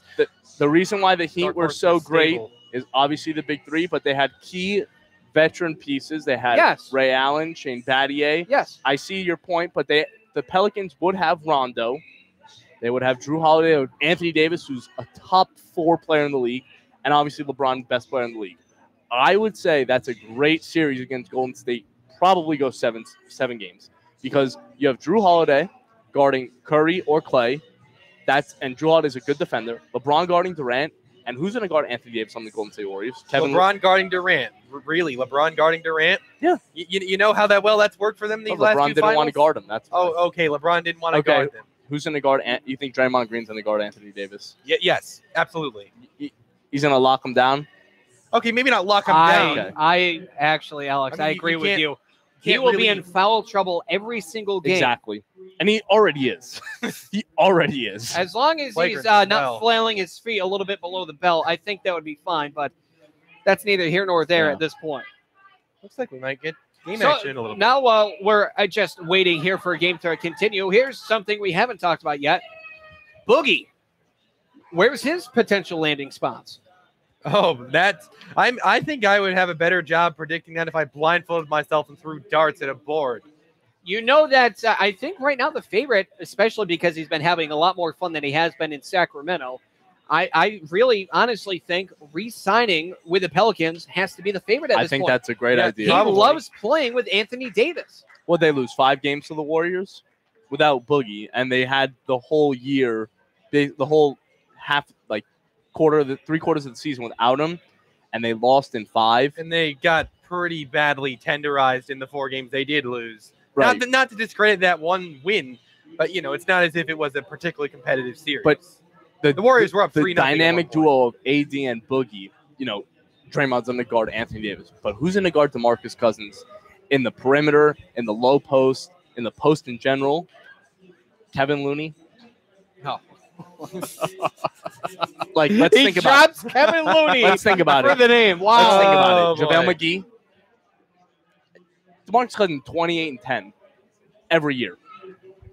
If they get the chemistry and with Drew Holiday, and then playoff Rondo comes alive, and they have all their key pieces, playing great defense. Do they have the cap room for it? That's a very good point. Yeah, I think they have the cap room, but if somebody has to take a pay cut, and they can maybe add one more key piece, one more key veteran you're piece. hinging your hopes on someone taking a pay cut. Someone saying, yeah, I'm going to go ahead and get paid less. If they want to win and they want DeMarcus Cousins on their team, somebody's going to have to take a pay cut, or they could trade. Well, you know what? 2 players that have been winning plenty but are not exactly looking at pay cuts are Kevin Durant and Draymond Green. Draymond Green, yes. Kevin Durant. Well, the GM today I saw said that Kevin Durant is worth whatever he's worth. Yeah, exactly. And they're trying to keep everybody intact. That means, whatever he's worth, it's got to be whatever Draymond's worth also, because if they want to keep Draymond, they're going to have to give out big money. If not, I guarantee you 29 other teams are going to want Draymond Green on their team. Of course. That said, again, I find your proposal a bit shaky just because it's based off of, let's get paid less. Let's do the same exact stuff and get paid less than what I should be. Oh, the Players Association would throw a fit if that happened. But think about Dwayne Wade. Dwayne Wade is the third greatest shooting guard of all time. Say that one more time. He's the third greatest shooting guard of all time. Michael Jordan, Kobe Bryant, Dwayne Wade. Ooh, okay. Okay? Yeah. He took a pay cut 3 times for LeBron James and Chris Bosh to come. Yeah, versus how many players who were in the same situation and deliberately did not take a pay cut. But I'm saying in this, if they want to win, if they want to be great, they're going to have to take some money off the table. Maybe winning isn't at the top of their list, though. Then they won't contend. I mean, I don't. That's what I don't get. I'm looking, and you said Dwayne Wade top 3 third shooting guards of all time. I'm looking guys like Drexler, Allen, Miller, Tracy McGrady. You think Ray Allen is a better guard? Oh, Ray Allen by a mile. I have Ray to Allen think, by a mile. I have to think Ray Allen because of his his fielding percentage. Like the Dwayne Wade is the greatest. Dwayne Wade has the most blocks by a guard of all time. Sure, that's defensive. At least the top 3. He has more rings than Ray Allen. He has 3 championships to Ray Allen's 2. For top 3, Dwayne Wade has averaged 30 points in a game, and Ray Allen's is probably 20-something, 23. Dwayne Wade's a 13, 14-time All-Star. Sure, he's not one of the greatest 3-point shooters ever. But now you have Clyde Drexler that you also have to argue for. I mean, that's tough. That's tough to put Wade ahead of Drexler. I think, LeBron versus Jordan, I think LeBron's better, but that's just me. Man, that's tough. I don't think I'm going to have time to argue for Drexler, but man, that's real tough to say. That is real tough. And think about all the assists. He's a great rebounder. He's a clutch scorer, one of the most clutch scorers in the history of the NBA. I don't know Clyde Drexler. He played for the Rockets or no? What team did he play for? I believe he played for. No, that's No, not Trailblazers. That was. Why am I blanking on this? Wow. Yeah, Trailblazers. And he did play for the Rockets as well. Yes. How many titles did he win? None. That's another factor.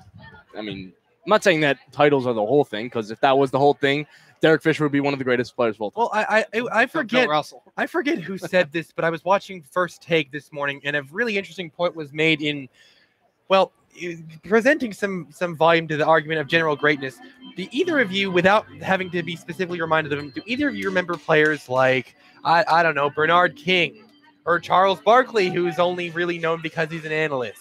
Or even going back to Clyde Drexler, like how many of you, without being specifically reminded of him when we talk about greatest to ever play, even think of those players? And those players were amazing back in that time. They're great players. But we don't remember them or have them in this debate because, they went ringless. Didn't we talk about this one of our first games before? I believe it was back on the 8th. We talked about this. As far as rings go, it's I guess it indirectly. I'm not saying rings are the whole thing. Okay, rings indirectly make you great because they make you memorable. They make us remember you. We don't remember those 3 players I mentioned without having, in this, at least as far as this particular debate goes, without being specifically reminded, like, Clyde Drexler, no rings, and where does he stand? Like, I forgot that he was even a part of this discussion. But we also remember John Stockton and Karl Malone, 2 of the greatest players to never win a ring. That's very true. Okay, but when we stack them up against Michael Jordan, LeBron, Kobe for greatest to ever play the game, does anyone ever mention those players? The mailman was the most easily top 3 best power forwards. Yes, easily one of the. Top to ever, like any position ever. And I got a question. Who do you guys think the second greatest point guard of all time is? I think he's like the most appreciated player of all time, Oscar Robertson. They're going to say Pistol Pete at No. first. No. Oscar Robertson. Well, my number 1 is obviously Magic. Yeah, you can't. No, that's why I said number 1 should be Magic. Yeah, everybody. you said but number 2, Oscar Robertson. For point guards, I'm trying to think. How unappreciated of a guy who was the first person to average triple-double in the NBA, and he almost did it twice in a row. He missed it by like 0.1 of a rebound. Nobody talks about him. No. I don't know if you count Allen Iverson as a guard, as point guard, but he's not one of the. He's one of the all-time. If you put him at a shooting guard, then he's easily above Dwayne Wade. Well, I think you put him as a point guard because if you put him as a point guard, I would say he's one up there. Yeah, he's up there. But I can't think of a second, another great point guard. I can't argue that at this point. I can't argue against. Like not Isaiah Thomas.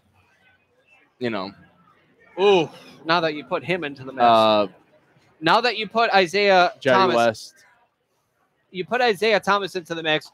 In the thick of the East, at its most physical, and its most dominant, Isaiah Thomas won back-to-back championships. That's a great point.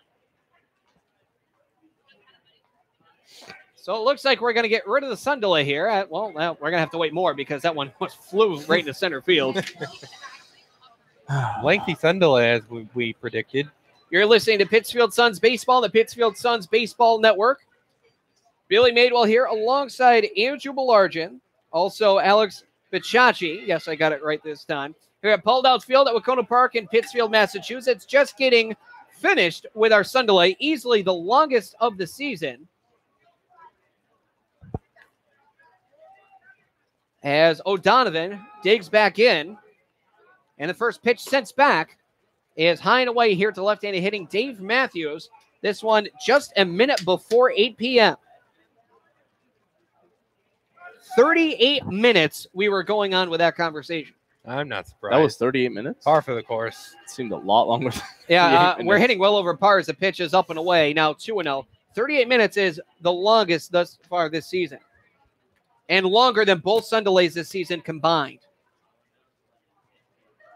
That one in the dirt skips back to the backstop.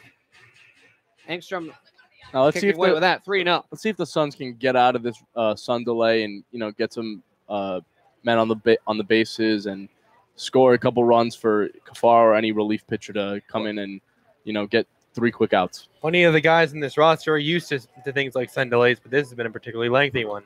3-0 high, and a walk there for Matthews was all the way going to be waiting there because, well, for a lengthy delay such as 38 minutes, not to mention the top frame of the fourth on top of that, you're looking at easily well over 45 minutes that O'Donovan has had to wait in between active pitches. And, of course, like you get to a point when you're in your outing where you've reached your physical peak after a little while, and your physical peak is there, and it won't be there forever. And when it stops being there, it stops being there, and you can't get it back. And he was dealing. He was dealing in the the first 3 innings of the game. Having struck out a couple guys, and it's taken a while. It's an advantage to the Suns. Here's Dylan Faircloth, and it hits him. 5 straight balls, 2 walks, with one being a hit by pitch, and you can tell that O'Donovan has been rattled by the sun delay, and the Pittsfield Suns are used to this.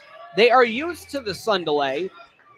Well, none of the players in this roster are used to that long of a sun delay. Except for a few pitchers in the bullpen that have been here for quite some time. That aren't really affected by it because they were just going to come on in relief later in the day anyway. And you could tell the momentum slowly shifting towards the Suns. So here is the first baseman number 38, Patrick Sullivan, in his Suns debut. He skied one out to opposite field to left. Here's the first pitch. Hot shot.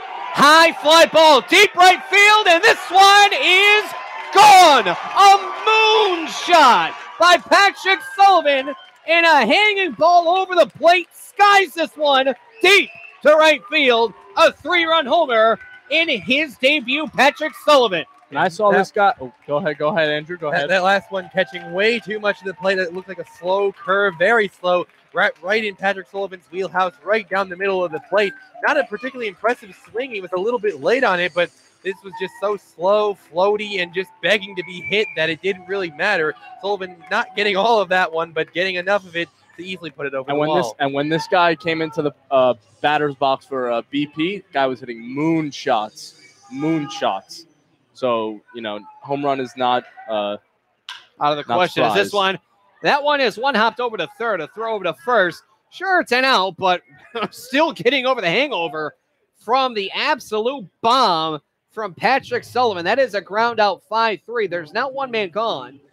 And this will now bring up the right fielder, number 18, Chad Shade. A single, stolen base, and reached on third by an error by the catcher. Part of what's gotten O'Donovan into a lot of trouble, he's lost a lot of zip on what he's been throwing. And when you aren't throwing particularly high fastballs and whatnot, you need to really rely on your location. And location has frankly been horrible since the sun delay got out. As well.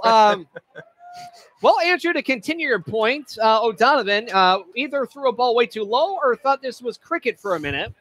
And the ball is way in the dirt, not even a 55-footer, probably a 45-footer. Count is 1-0. He's been really rattled by this sun delay. Now the 1-0. Hot shot to deep right center field, going back to the right fielder, Sutherland, and the center fielder, Robertson. That one's going to go all the way to the wall in the power alley. Shade now rounding second. He's going to dig in for third, and he's going to get in there with a stand-up one-out triple. The Suns, just like that, the sun sets and the Suns come alive. There's a one-out triple for Chad Shade. Unlike Sullivan's ball, Shade just got all of this one, just rocketed that one out into right center. Not enough power to mimic Sullivan's results, but enough power to have a triple be a pretty solid consolation prize. With the tying run being now 90 feet away, the momentum is definitely in their favor right now. And we did see the momentum. It's shifting towards the Suns, and we talked about how O'Donovan had to wait so long. We're going to have to see how Cafaro, if he does pitch, we're going to have to see if he has dealt with this, if he's going to be struggling, or if he's going to be, going back to the first inning and pitching very well. Looks like a pinch hitter. Josh Gernak's evening is complete now, having, to catch with a sun delay 38 minutes. Well, here's number 16, pinch hitter Taylor Mier. He will take over for the catching duties here for Gernak. Mier leading the team with a 364 average at 8 of 22, couple RBI with 4. And that one's hit a long way left field, and that one bounces, and it goes all the way to the wall. An easy RBI double for Taylor Mier, and that ties up the ball game for the Pittsfield Suns, an even 4-4 ball game. But boy, guys are just feeding off of each other here in that inning. Back-to-back extra base hits off the heels of a homer. They are just having their way with O'Donovan on the mound, and is that going to do it for him? Alrighty, with the triple by Chad Shade, you already had the Suns already a team batting for the cycle today, and now another double here by Taylor Mier. I think the happiest guy in the dugout right now is Cafaro. He's got to be. Has to be. He's now off the hook and now can set even, and now can come out either for the next inning or he sits with a no decision. You can't be upset with that. He only made one mistake, and that was a granny. Well, he made plenty of mistakes leading up to that granny, but that granny, of course, the ugliest of them all, but that granny kind of just forgotten about at this point, as we now have basically a brand new ball game. A pat on the backside there. See if this history can continue. Got to get a lead right now. I believe that was Jesse Amaya, the assistant coach for the North Shore Navigators, trying to put some confidence there in the young hurler. However, here's the left fielder, number 2, Kyle Cronk, rounded out to third. His only time up. Mier representing the go-ahead run at this stage of the ball game, as plenty of momentum going in the Suns' favor about now. Cronk hitting under 100, however, it'd be very good for him to bust out of that slump. O'Donovan with a pitch, looking for a first pitch strike, and he receives it on the very first. Called strike about thigh-high middle, and the count 0-1. Suns 5 hits. Already hit for the cycle with an extra double to boot. The 0-1. Well outside as he overthrew that one. Count now 1 ball, 1 strike. O'Donovan is clearly gassed from the 38 minutes sun delay, and there is a couple of pitchers warming up in the pen. One for the North Shore Navigators, number 14. And I believe that is a number I actually cannot see. I'm not sure if that's Isaiah Mestre, number 11. Here now the 1-1. That one kicks up some dirt. Now 2-1. O'Donovan's for the Navigators, it looks like that's Gavin Sullivan warming up in the pen. O'Donovan looks gassed, as you said, Billy. Well, he's not at his physical peak anymore, and as I've said, you can only do that once in a ball game, and you can't really get that back, and that sun delay kind of took it away from him. 2-1. It looks like a changeup, if not a 12-6 curve. That one drops low. The count now 3-1. If these hits keep coming, I won't be surprised if the coach takes them out of this inning. If the run comes in on this very next hit, I wouldn't. Well, if there is a hit, I wouldn't put it past. There's already manager for the North Shore Navigators as well. Already been a meeting on the mound. Next one results in removal.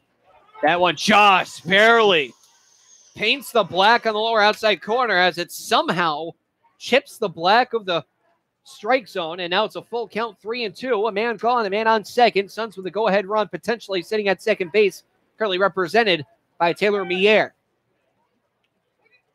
Long hold sitting at second or looking. Here's a payoff. Inside out swing over the head of the second baseman, Freelick going into right field, and let's see, they're going to wave him around. No throw. RBI single by Kyle Cronk, and the Suns, 5 in the fourth, take the lead. It has to do it for O'Donovan. A floater of a hit right there. Not very hard hit, but hit just hard enough to eclipse the infield, get into the outfield, and drive in the go-ahead run. And that's got to be a confidence booster for Kyle Cronk. Really had a rough go of things this season to this point, batting under 100. That's his first RBI in the season as well. Here's Alexander White, a pickoff throw over to first, back in safely as White. Borrowing a double play or a pickoff and out. Suns will have batted around here this inning. Brian McHale, only man not to head to the plate. Pitch. Bloop going into center and charging as a center fielder. Cannot make the play. Suns bat around with a bloop single into center field for the outfielder, current designated hitter Alexander White. And here's Brian McHale with Suns batting around. And that will finally put an end to a miserable inning by Devin O'Donovan, whose fault is not entirely his. Again, a 38 plus 1/2 inning delay really has to put a strain on not only your stamina, but your location as well.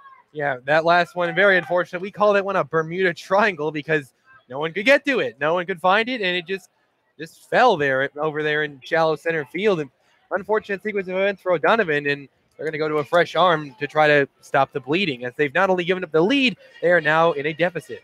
I think the Suns got to thank Mother Nature for that. As the sun sets, the Suns' bats come alive. Nearly 50 minutes since our first break. We now head to a quick break here. Pittsfield Suns lead it by a score of 5-4 with 2 man on, 1 man gone. You're listening to Pittsfield Suns Baseball on the Pittsfield Suns Baseball Network. Did you know that every 2 seconds someone in America needs blood? Dr. Phil here, and I'd like to encourage you to donate blood through the American Red Cross. If you've never given before, now's a great time to start. If you've given before, do it again. It only takes about an hour, and your donation could make a life-saving difference. So contact the American Red Cross today. To make an appointment, call 1-800-GIVE-LIFE or visit givelife.org today. Thank you. Did you know the third leading cause of fire deaths for older adults is cooking? Hi, I'm Rob Neal from the United States Fire Administration with important fire safety tips for seniors. Never leave cooking unattended because a serious fire can start in seconds. Don't wear loose clothing while cooking. Keep towels and pot holders away from the range. Double check the kitchen before you go to bed or leave your home. This message is brought to you by the United States Fire Administration, your local fire department, and this radio station.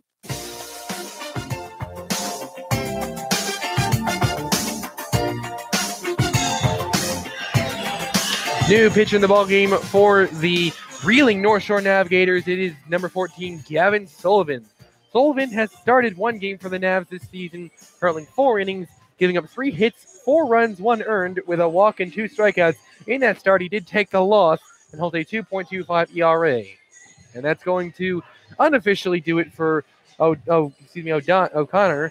And looking at it, is responsible for the men on base now. But if that line holds, he'll have thrown 3 1/3 innings, facing 19 batters, 5 earned runs on 7 hits, 2 doubles, a triple, and a homer, of course, with the walk. He plunked a batter and struck out 3. 52 pitches, 34 for strikes, and that sun delay really getting the better of him there as it forces an early exit. So O'Donovan currently set for the loss should the score hold. And now with this, it's actually Cafaro. If he goes 1 more inning, he'll be in line for the win. And again, if the score holds. Indeed, but on your point, Billy, O'Donovan actually will be either saddled with a loss or a no decision at this point. Cannot get the win. So this is the 9th batter to reach home plate, that being in the batter's box, Brian McHale. 1 for 2 on the day with a double. Time is called as the right fielder, Sutherland, it looks like he wasn't set. Suns exploding here this inning, already hitting for the cycle alone this inning, not just for the game. 1 man gone, 2 men on. They lead it 5-4 against the North Shore Navigators, and a step off, and well, I shouldn't say step off, but more of a pickoff move towards second, but no throw. Let's see if the Suns can take advantage of the new fresh-faced reliever right now. One who will not have been impacted by the sun delay. Definitely not. Evan Sullivan with a pitch. On that one, he's not affected with the first pitch, called strike on the inner part of the plate, about thigh high. Count is 0-1. Ground ball away from getting out of the inning. Of course, with 2 runners on base, that's a bit of a double-edged sword.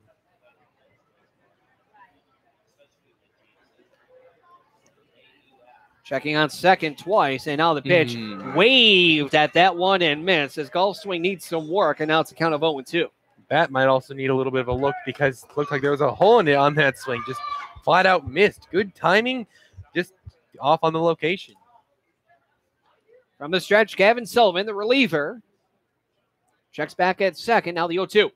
Fastball, this one jets up to short. This could be 2. A flip over to second for 1. Over to first. Not in time. They rule him safe. A bang play. Now there's runners on the corners following the 6-4 fielder's choice, and the Suns bets continue batting around +1. Yeah, that one hit just lightly enough for McHale to speed his way over to first base to prevent the double play. Now put runners in the corners with 2 away.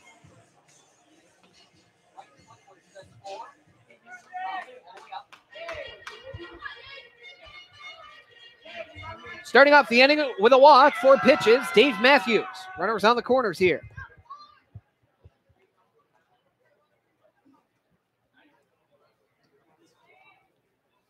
Checking on first, and the pitch. Low, barely gets in there in time, I should say, with the grab there from Engstrom. For the 5th straight ball this inning to Dave Matthews. 2 different pitchers, however.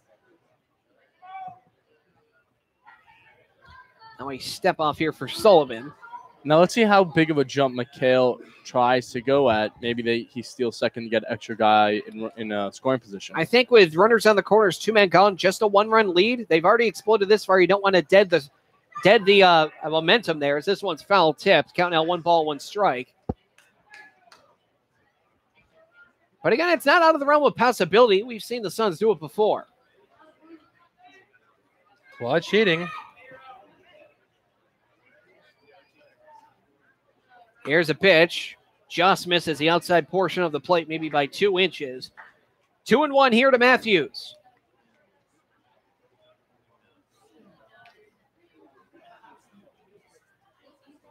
On third, Kronk. On first, McHale. And the pitch. 2-1 swung on a miss. That one gets away. They will not try the runner from third to home. However, advancing over to second via the wild pitch will be Brian McHale. So no stolen base, but they still get a productive man heading over into scoring position. Now he's got to protect the plate. Got to wait for his pitch. Just fight off the strikes. And now here's an interesting portion, and I can say it for the first time tonight. 2 balls, 2 strikes, 2 men gone, 2 men in scoring position. Deuces are wild here with the next pitch from Gavin Sullivan. He leans in, trying to grab the sign from the catcher, Engstrom. He has it. Checks third. Second. Kicks and deals. That one low, good. Block, no, it gets away from the catcher, and let's see the throw home is not in time. The pitcher dropped the ball, and that is another wild pitch, and the Suns now have a 6-4 lead. Digging his own hole right there through that really low. It looked like a curve ball with a lot of zip towards the end. Plunked on the ground there and just not going to be able to corral that thing. That's going to be a wild pitch, and the runs continue to come aboard.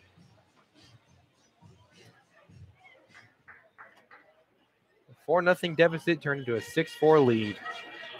6 runs in this inning alone. It's a full count to Dave Matthews, a runner around third.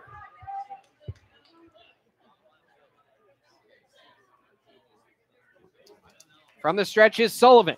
Payoff. Low for a ball, and for the second time this inning, Dave Matthews takes a trip over to first base. 2 walks in 1 inning. Now, that is epitomizing patience. Well, it's not the best single inning you can get with 2 plate appearances. A couple of years ago, I should say, decade and many years ago, 2 grand slams in 1 inning. That was in the majors, however. Don't think we're going to see that. Here's Dylan Faircloth. Well, he only saw 1 pitch this inning, and he was plunked. And, of course, he leads the team by far in getting plunked with 5 hit by pitches to the rest of the team with 3 all put together. Pickoff motion back towards first, back in safely as Matthews. I believe they called time anyway, so I don't think it would have mattered. Faircloth awaiting. Runners on the corners, 2 men gone. Here's the pitch. Outside for a ball.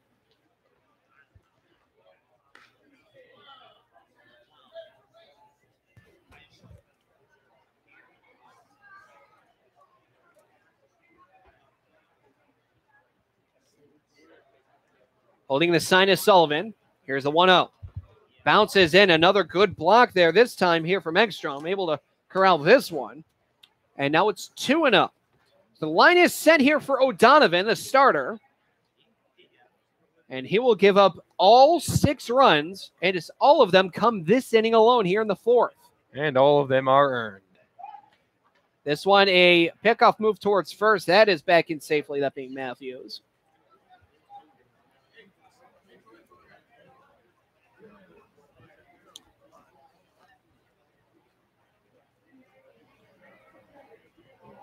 Here now the 2-0. Holding on this one high now, 3-0. And you know for a fact that Faircloth is going to be looking at this free pitch. Might as well grab a drink over in the dugout while he's at it. Yeah, let's see if he gets the green light here, but I would doubt it since Sullivan's coming on and he just hit a shot this inning. No, with 2 outs on the board, it got to be a red light all the way. I couldn't fathom that. He would be swinging away here. It would be a J.R. Smith-esque move if he does.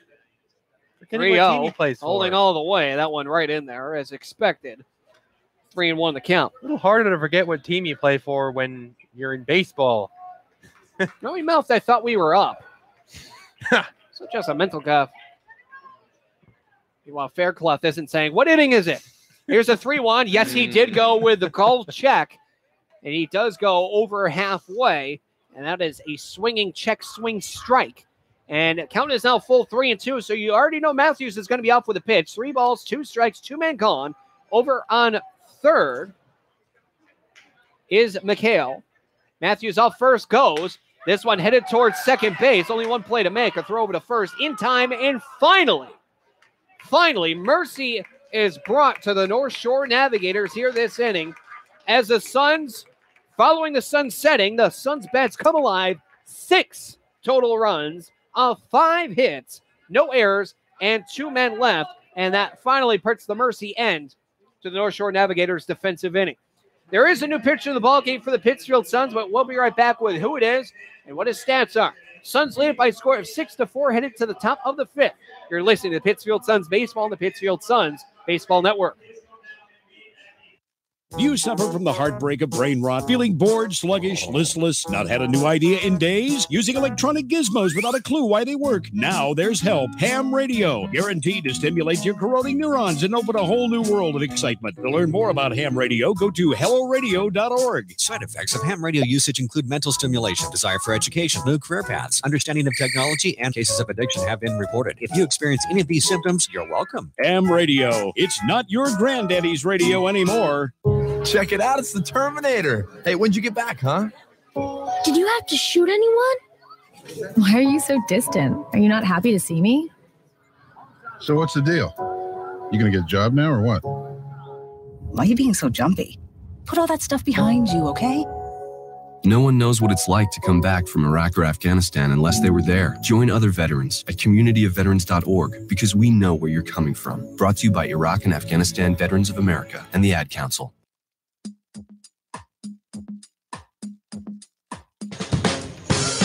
New pitch in the ballgame for the Pittsfield Suns following their very successful 4th inning. It's Mike Demarest. Demarest has appeared in 4 games through 5 1/3 innings. Did not see the best results yielding 6 hits, 11 runs, 9 earned, with 6 walks to just 2 strikeouts, mixed in with a losing decision and a pretty inflated 15.18 ERA. He will be taking over for the starter, Bryson Cafaro, who never really found a groove out there on the mound.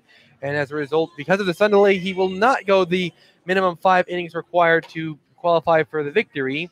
As such, Cafaro locked into the no decision, went and pitched 4 innings, facing 18 batters, gave up 4 earned runs on 4 hits. Of course, all 4 of those runs coming off of 1 large grand salami home run.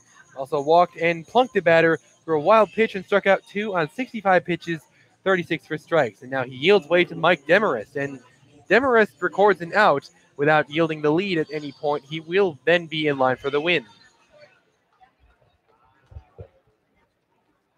Jeff Mejia here, 0 for 2 with a strikeout, reach to first on a wild pitch off the drop third strike. Sees a first pitch called, strike outside corner 0-1. And I have to say this, bravo to Matt Gedman.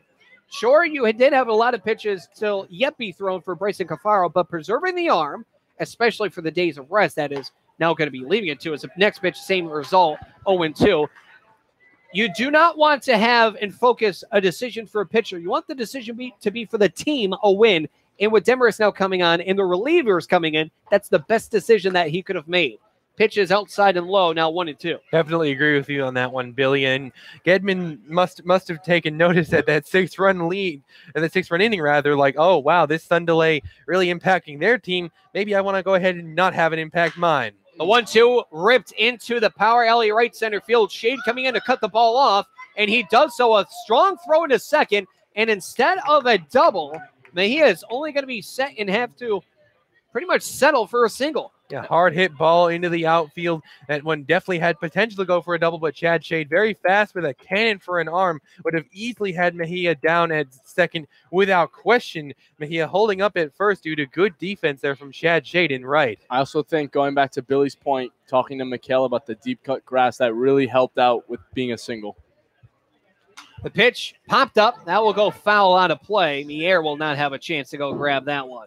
That goes off the roof.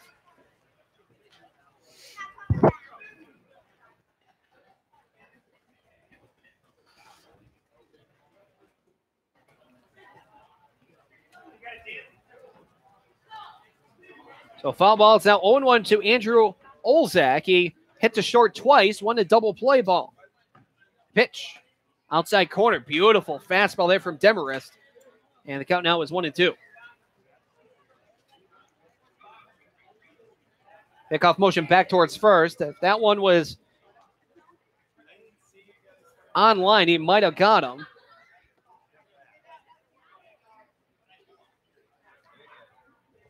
Demarest with the 0-2. That one high. He tried to set him low and outside. This one went high and in. Count is now 1-2. Demarest been quite shaky in his son's uniform to this point. His location has never really just been there.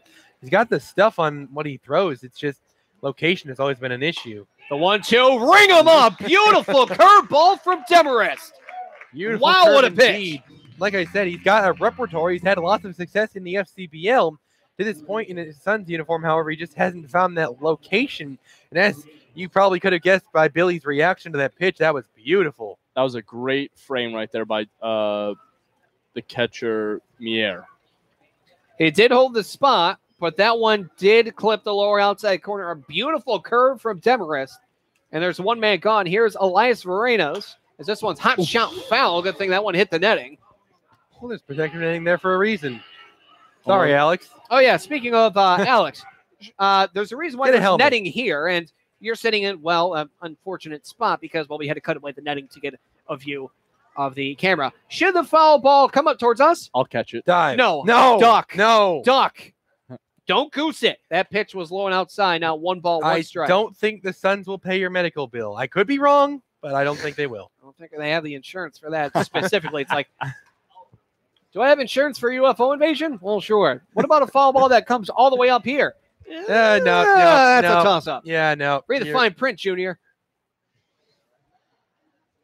Just to be safe, yeah, don't do that. Don't have that happen to you. Don't have that one happen to you. That one hits Elias Varenos. Now there's 2 men on. Looks like he slipped on the curveball there. Is that one? Or no, excuse me, a slider. You had the curve for a slider. So here's DiLoretto. As the tying run now potentially comes aboard on first base, Elias Marinos is now on first. DiLoretto is 1 for 2, a strikeout, single, and stolen base.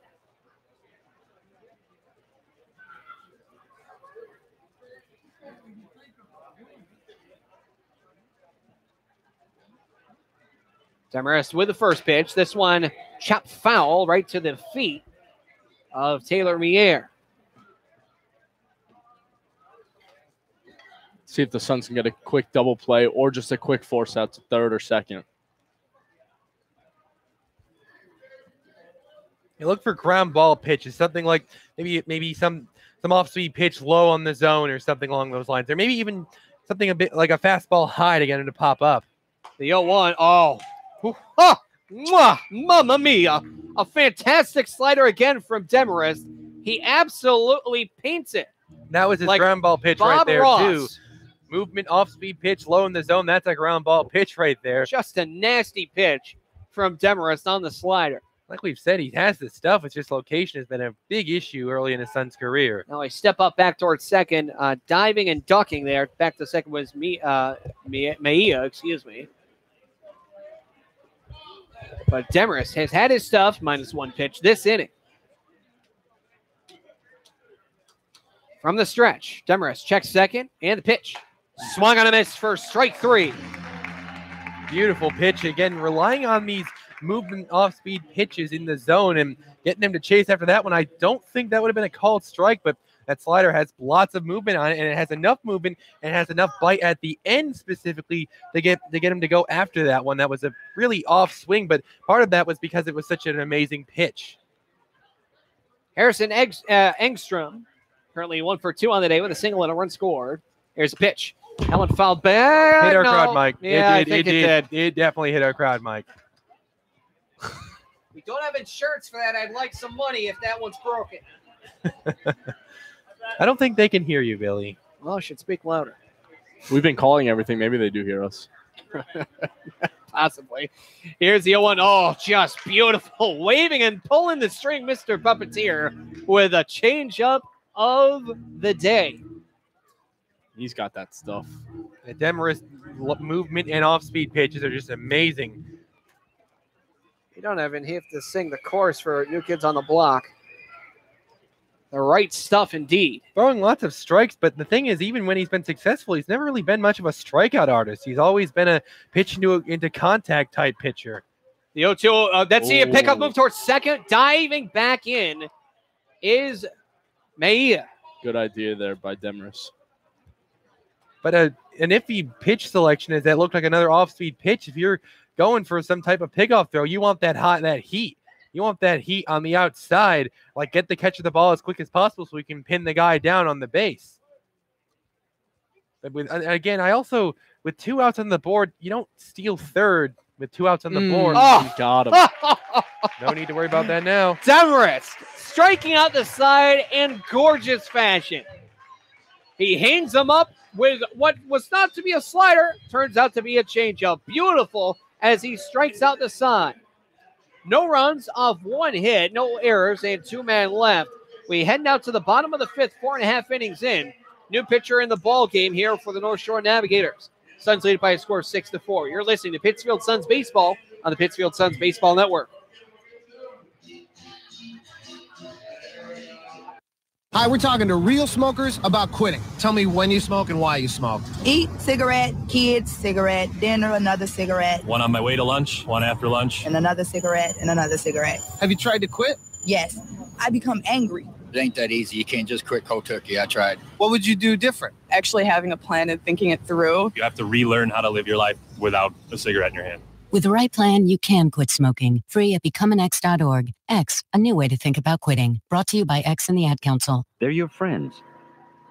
They're your neighbors. They're even famous entertainers. They're teachers. Okay, class, settle down. Open your book. They're scientists and astronauts. They're hams. They're 650,000 strong, and they're just like you. Earning your amateur radio license is easy. Just contact the American Radio Relay League at 1-800-326-3942. Salagadoola, metchigaboola, bibbidi-bobbidi-boo. You must be your fairy godmother. Yes. It doesn't take a fairy godmother to tell you that the right fit means everything. Good heavens, child.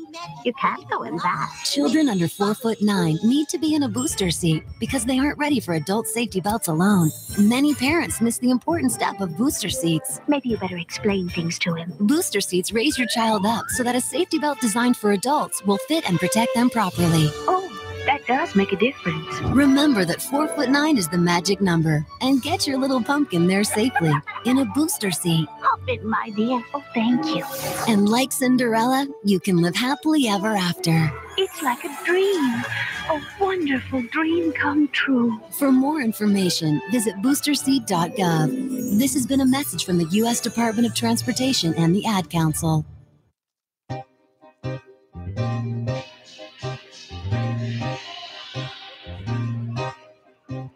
Heading out to the bottom of the fifth, and there's a new pitcher in the ball game here. Andrew, who is that on the mound? Indeed, that's number 45, Travis Lane. The Navigators may be looking for some innings out of Lane with them having to go to their bullpen as early as they have, as Lane has started one game from the Navs this season.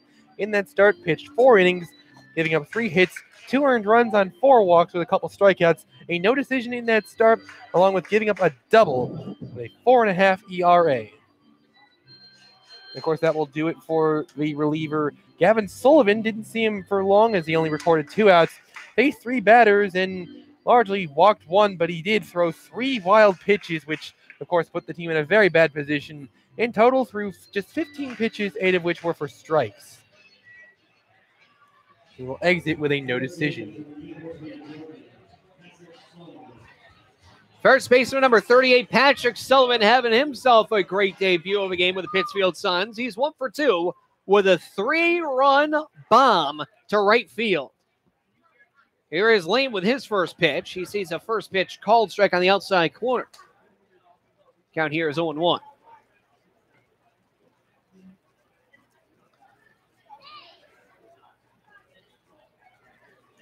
The windup from Lane, and the pitch. The 3-quarter hurler, that one was down low. Now a ball on the strike. Starting him off with his speed, Steph. Possibly trying to set him up for a moving pitch later down the at-bat. On the 1-1, this one hit into left field. Charging here is Mejia, and he on the dead run will make the grab. Another good contact from Sullivan, but a little bit late on that swing. He could have maybe gone yard again, but just a tiny bit late on that swing, and it results in a fly ball. Here now, second baseman number 8, Drew DiMartino. He's 0 for 2 with a strikeout thus far. Last time up, however, in the 4th, he grounded out to third base on the first pitch after the 3-run homer by Patrick Sullivan. Lined up from Travis Lane, and the pitch. This one is, looks like it was mispitched, actually. His delivery is, at least his mechanics were off. This one low in the dirt. But he's normally a 3-quarter hurler. This one was thrown overhand, and to me, I believe that's the reason why the pitch was overthrown. Here now the 1-0. More overhand again. This one more 4 quarters than 3 quarters. This one also low and away. 2-0. Looking like a bit of a discrepancy between himself and the signals he's getting for a pitch. Maybe having some last thoughts the moment it comes out of his glove. With a sign, 2-0. That one, he now goes back to a somewhat halfway in between hybrid of 3 quarters and overhand. That one's in there, called strike. 2 balls and a strike with 1 man gone here in the bottom of the 5th, with the Pittsfield Suns leading by a score of 6-4. 2-1. High for a ball now, 3-1.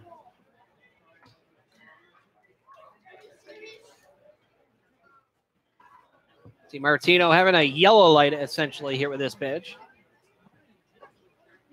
And the 3-1. High fly ball. This is going to take a while. while. Head over land. to second baseman Freelick. He will reach up and collect the grab.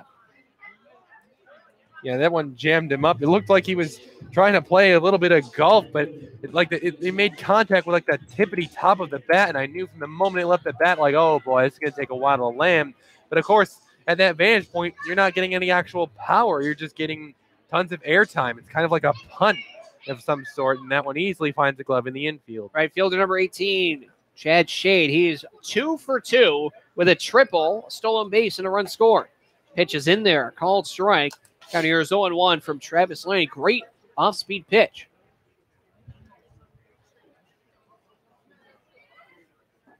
With a nod, here's the windup from Lane and the 0-1.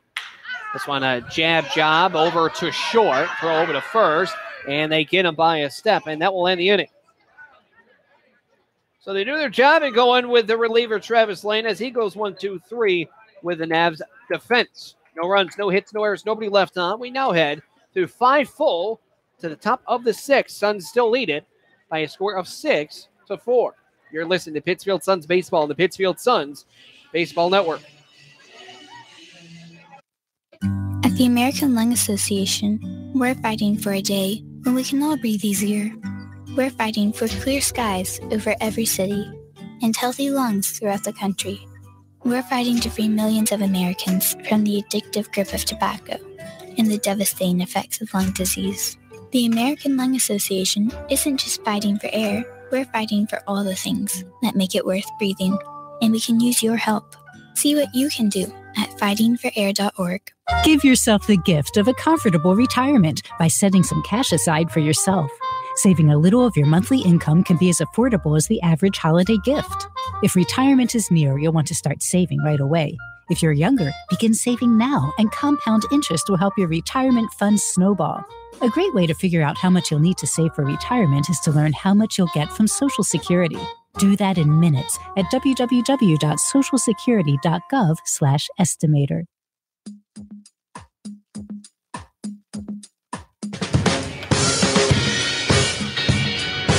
Five full innings of play in the books, and following an absolutely gorgeous inning in the 5th. Sure, he gave up a single and hit a batter, but after striking out the side in the 5th, Mike Demarest coming back in relief here now in the 6th. Going to face up against the 6, 7, 8 batters, that being J.P. Knight, George Sutherland, and Drew Robertson.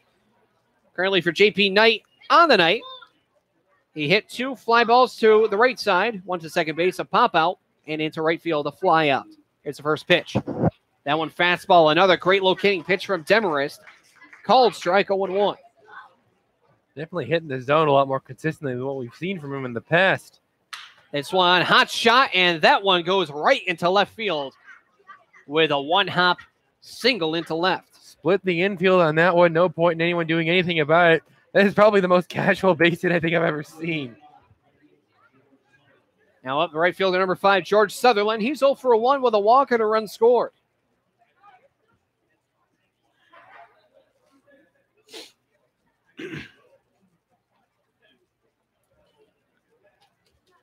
Here now the pitch. That one up and away in a changeup. 1-0 is the count here to the left-handed hitting Sutherland. Now the 1-0. Just off the outside corner there to Sutherland. And now it's a 2-0 count.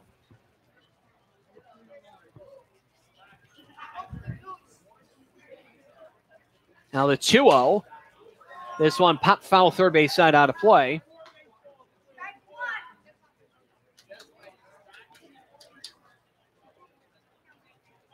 Two balls, one strike. Man on first here at the top of the 6th. Suns lead it by a score of 6-4. Runner does go. The 2-1 is outside the throw. Goes into center field. And now, let's see, they will not test it. And that is going to be an error on the catcher. Yeah, just a poor throw on the second. Looked like they might have had him if the throw was on line and if it was a little bit harder, but neither was the case. Thrown just a little bit off target, and it's enough for Knight to not only advance on the second, but third with ease. And an emphasis on the E of ease, as there's an error on the catcher. Sutherland has a 3-1 count. This one yet again fouled off third base side out of play. Now it brings it full at 3-2. And the throw, it was just overthrown as the shortstop was trying to cover. Then he couldn't have enough of a chance to head back to where his original spot was to try to block the ball. So runner on third, nobody gone. As the Navigators try to chip away with a runner 90 feet away. Demarest. Payoff. Oh, just missed. Outside corner. And that is going to put a runner on first in Sutherland. Seeing that those first two strikes that he first threw were at the exact same location. Now time is called, and here comes Brandon Shalikas, trying to set up the defense and also talk here with Demarest. More than likely trying to tell him, hey, you had a great first inning. Let's settle here for the second. Settle down, that is. And right now in a 2-run lead for the Suns, there's nobody gone, runners on the corners.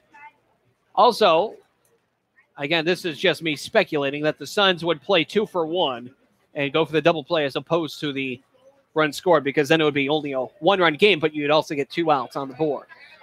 Yeah, I definitely and no runners on. Wouldn't expect the infield to come in or anything like that. Time is called as Mier sets up the defense with his cryptic signs. Of course, we can't read them. On first is Sutherland.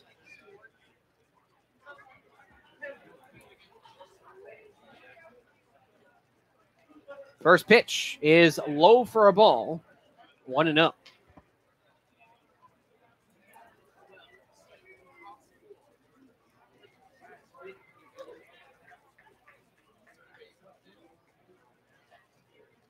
Demarest with a 1-0. This one chopped foul. That's going to be a test for Demarest. Let's see if he can get his momentum back from the previous inning. He went off the rail a little bit. 1-1. See if he can get his get a strikeout or maybe a double play right here. Pop out in general would also be quite helpful. Infield fly. Or pop out.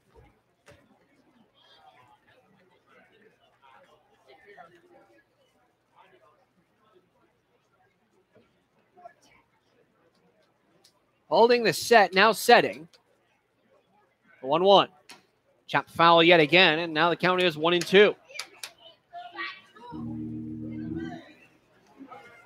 So again, on third is J.P. Knight after a single, stolen base, and an error.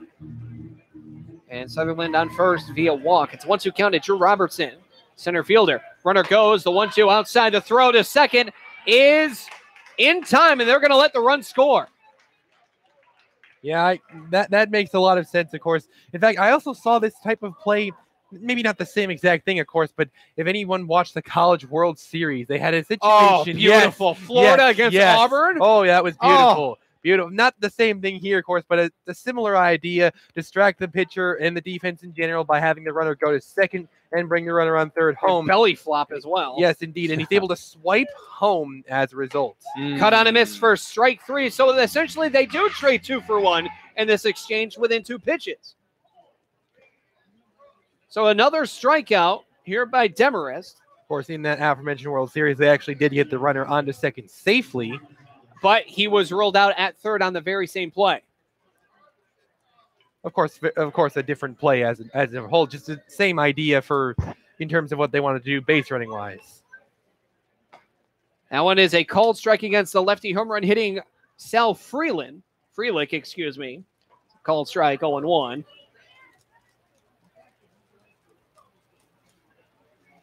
Pitch. Well, that one's inside. He gets away off the glove there of Mier. The count here is 1-1. To know everything thus far, it's actually an unearned run to J.P. Knight currently. It can be earned depending on how the ball rolls with the progression. Yes. Now the 1-1. Chop foul right at the legs there of Freelick, who tried to get his second homer of the day. Count 1-2. 2 men gone. Nobody on. 1 run came in off a double steal, except Oliver caught stealing on second.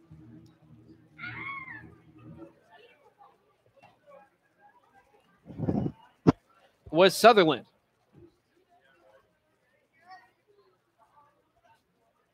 Here's a 1-2 from Demarest.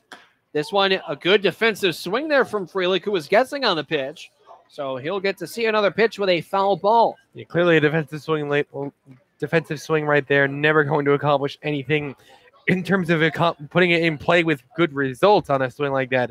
A good defensive swing at that, however. Covering plenty of ground with that swing. Here's Demarest. 1-2. This one kicks away. And I thought that actually got a piece of him and hit him, but it does not. 2-2 now. Two-man calling. Might have moved his leg out of the way at the last second. And I think it actually hit the glove of Mier, then went back to where his feet currently sit. 2-2.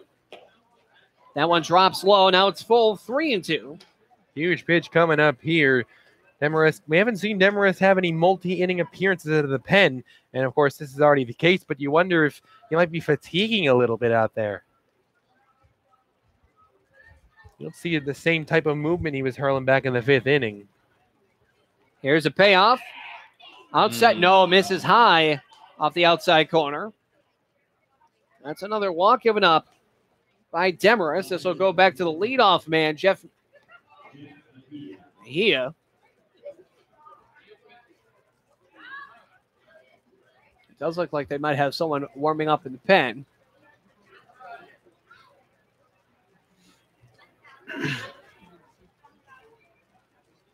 Now the first pitch, that one is high, right over the middle of the plate. Count as 1-0. Mejia is 1 for 3 on the day, reached on a strikeout, dropped third strike off the wild pitch. The 1-0 outside for a ball, now 2-0. As I was about to say, here's Mier. He's got to talk with the pitcher Demarest, and he does so with a quick meeting. Quick pat on the back just to lift me up, confidence booster. Tying run is aboard. Sitting at first, it's a 6-5 game. And a good pitch there, called strike on the outer half, maybe about thigh high. 2-1 is the count with two-man gone in, a runner on.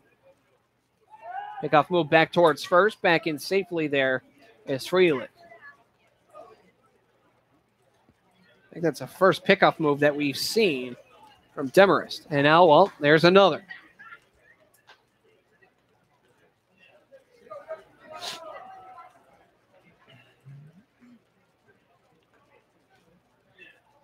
Runner does go. The 2-1 is high for a ball throw over to second. Hits the batter and it goes into right center field. And that, unfortunately, it's not his fault. It's just the way the ball rolled. It's a stolen base and an error by the catcher. Unfortunate sequence of events right there. But as Billy said, he's not going to be called out. Wouldn't seem to be on batter's interference, as of course it's just the way the ball rolled. Clearly no intent to actually hit it, or in other words, interfere with it. It's going to be a stolen base and yet another E2. Seemed as if it hit the second baseman or shortstop's or arm. It actually hit the base runner, Freeland. Now the 3-1. That one over the plate. Was that high? Looks it.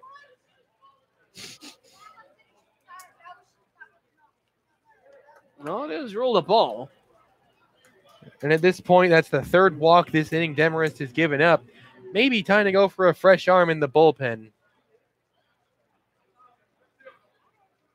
Oh, and it looks like Todd Alford doesn't like someone chirping in the bleachers.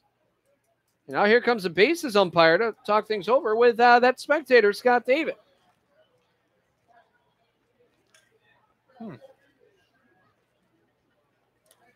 Well, I'm not going to turn up a mic. I don't know exactly what could be said. You like to keep things PG here, but yeah, he's talking with the spectators. He out? I shouldn't say out in the ballgame, but out of here. Looks like he's telling him to leave. I don't think he's telling him to leave. He might just. I think that was a warning. Yeah, something along those lines. Must have been something fairly serious to warrant something like that.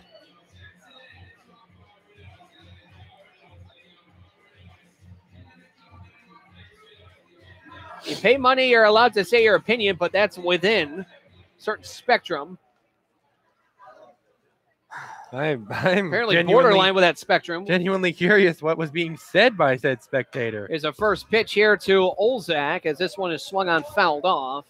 Maybe someone who took one too many visits to the adult beverage tent. Possibly. I would tell you the beer shakes are absolutely fantastic, but try not to overindulge. One, if you overindulge, you become a little bit intoxicated. Two, brain freeze. That hurts. I'm not sure it would have been brain freeze, at least in this scenario. Here's the 0-1. Just misses low. Good hold off by Olzak. I don't think, Billy, in now 6 years of doing this, I've ever seen a fan get thrown out. That's an interesting story I'll probably get to next inning as the runner on first goes. This one high fly ball and a hit and run foul. The count now 1-2.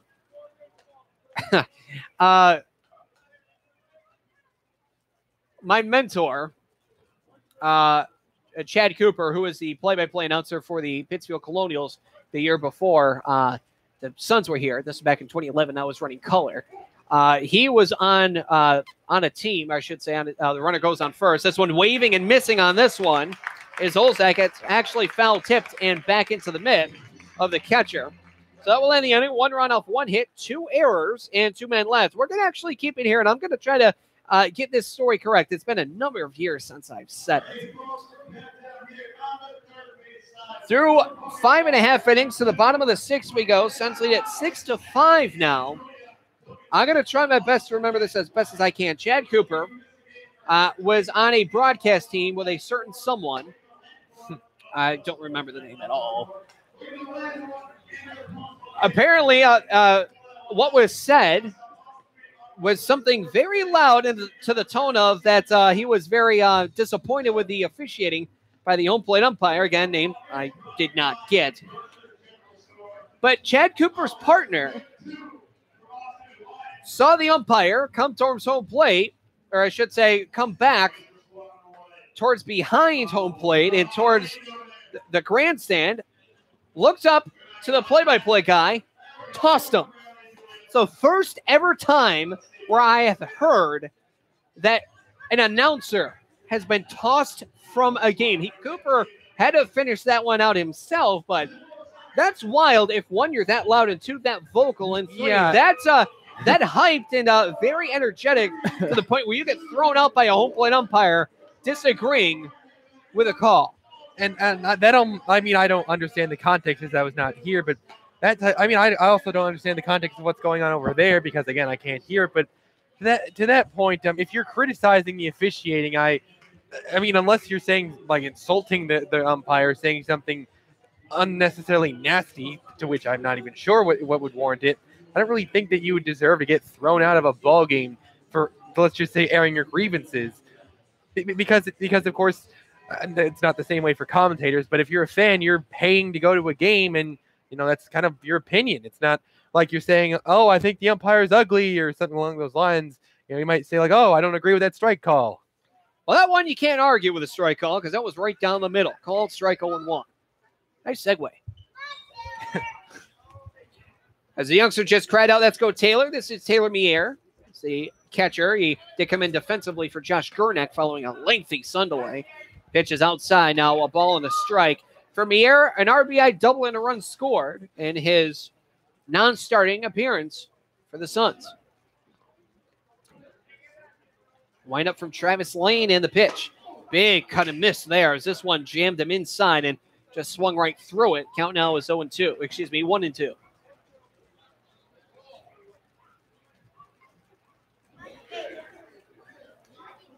And to your point, Andrew, yes. Your opinion, you paid money.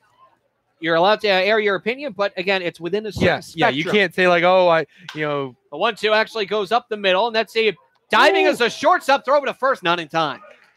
Great effort there from the shortstop, Olzak, with a major league effort and a diving stop, but no way was he going to get Mier over at first. Yeah, this ball is not hit. This ball is not hit very hard. Stays in the infield. It just sort of taps its way over there towards shortstop, and there's really no chance of getting Mier there at first. It's just hit way too soft in order to really have a chance.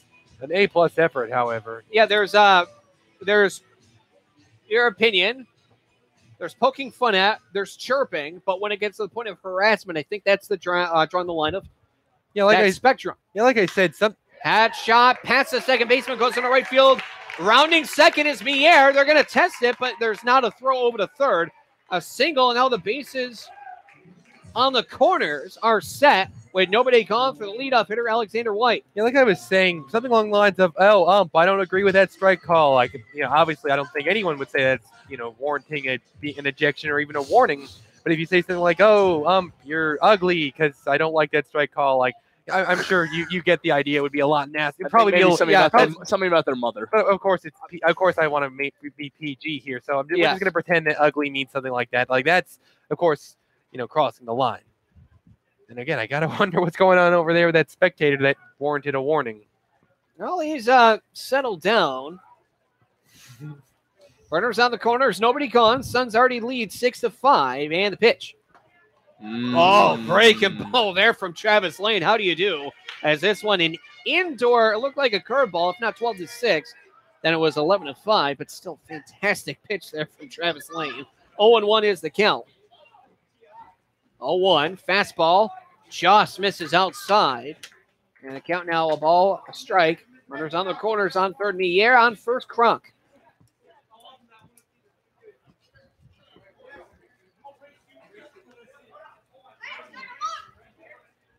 Runner on first goes. The pitch outside. Throw over to second is not in time.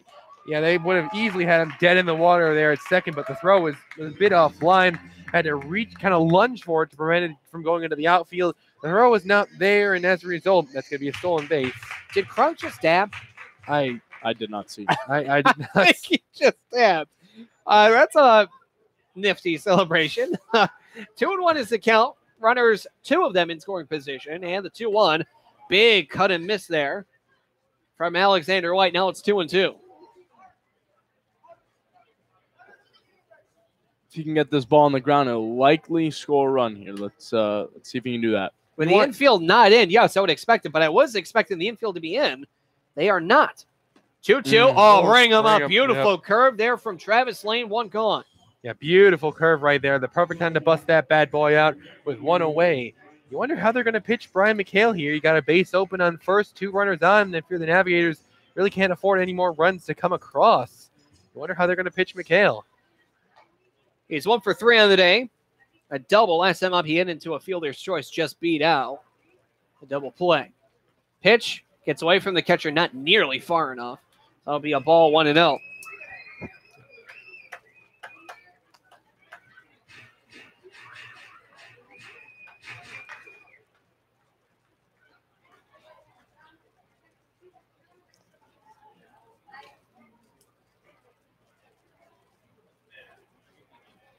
Long sign from Lane now who sets, and the 1-0. Oh, boy. A little chin music there for Brian McHale, as that one's well up and in. This at-bat's going to really test his patience because back in the interview he said that he's really looking for his one pitch to hit, and he's got to be extremely patient with runners on second and third. 2-0. There's a curveball that he busts out. Count now 2-1. A fantastic breaking ball there from Lane. With that breaking ball, he's been locating, but he does not want to have it hanging over the plate like he did with Patrick Sullivan back on the floor with a 3-run shot. There's been a lot of inside pitches here in this at-bat. You can tell they're really being careful with McHale. 2-1 foul back, and the count now 2-2. This is in reference to Devin O'Donovan's hanging breaking ball in the fourth, not Travis Lane. He was a reliever starting in last inning in the fifth. That hanging breaking ball, which Patrick Sullivan absolutely destroyed. Yes. From the stretch, Lane, 2-2. Pop up, and the infield. No force, which will not guarantee an infield fly, but this one is caught in foul territory by the first baseman, DiLoretto.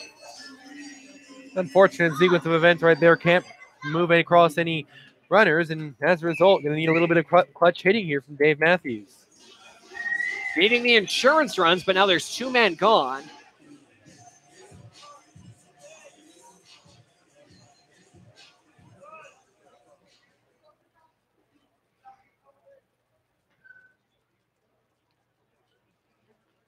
Lane with the first pitch. Fastball outside corner. Great location against the lefty. 0-1.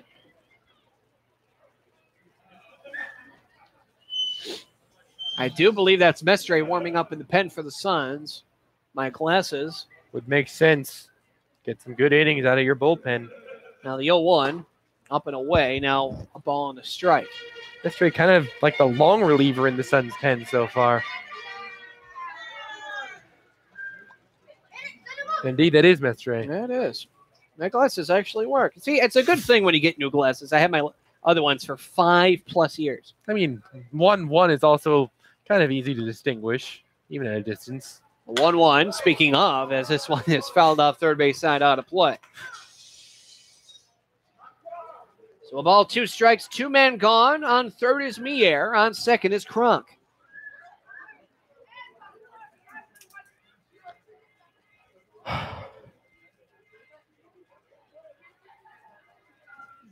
Getting the sign is Lane. Shakes off the sign. Now with the non-sets. The 1-2 was hurled. This one, a fly ball going out to left field. Mejia charging in. That one's actually going to drop and shifts away from him. And that's going to be a 2 RBI single by Dave Matthews. Oh, this one was perfectly placed. It was hit high, but it also had a little bit of carry to it. Not too much carry and not too high. And it does find a spot out there in the outfield. Looks like he was always going to have trouble tracking this thing down, and he does. And it costs the Navigators 2 crucial runs. For that, who says in your golf game that a slice is a bad thing? He pushes this one just barely fair, and it slices away. It looked like it was going straight away left field. Starts slicing, and then finally does bounce just barely in fair territory. So a 2 RBI double by Matthews, and the pitch. That's in there for a called strike. Count is 0-1 here to Dylan Fairclough following the 2 RBI double by Dave Matthews. It is 8-5 Suns.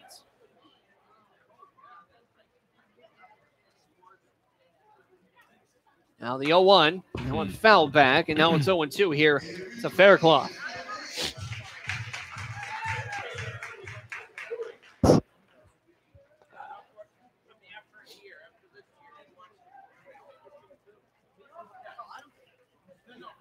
Both runs earned. Here's the 0-2. Big cut and miss there from Fairclough. Strikes him out, but that is too late as visibly upset there is Fairclough trying to get some more insurance runs going, but to no avail. 2 runs off 3 hits. No errors and 1 man left. We now head through 6 full to the top of the 7th. It looks like Isaiah Mestre is all set to come in for the Suns. They lead it 8-5 over the North Shore Navigators. You're listening to Pittsfield Suns Baseball, the Pittsfield Suns Baseball Network. So here's my cell phone number, my husband's cell phone number, and here's the number to the grandparents. The number of the restaurant we'll be at. It's just down the block. And I told the neighbors you were here. So if anything happens, anything at all, don't hesitate to call. And what's your cell phone number again? I don't think I put that in. Honey. What? Honey, he'll be fine. Okay, let's go. I know you're right. The odds of a babysitter calling 911, 1 in 1,400. The odds of a child being diagnosed with autism, 1 in 150. You know the odds of autism. Now learn some of the signs. No big smiles or other joyful expressions by 6 months. No back and forth sharing of sounds or facial expressions by 9 months. And no babbling by 12 months. To learn more of the signs and more about autism, visit autismspeaks.org. Brought to you by Autism Speaks and the Ad Council.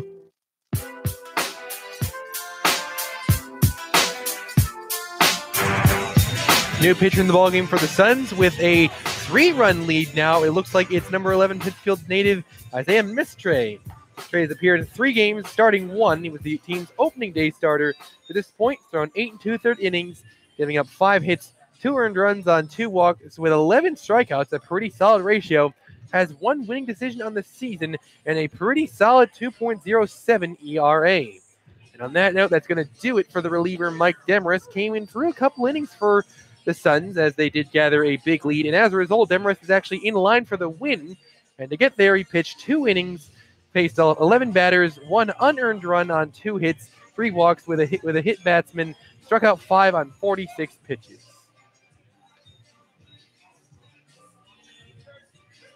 Mestre's not going to have an easy task and an easy outing here as he has to face the hurt of the order.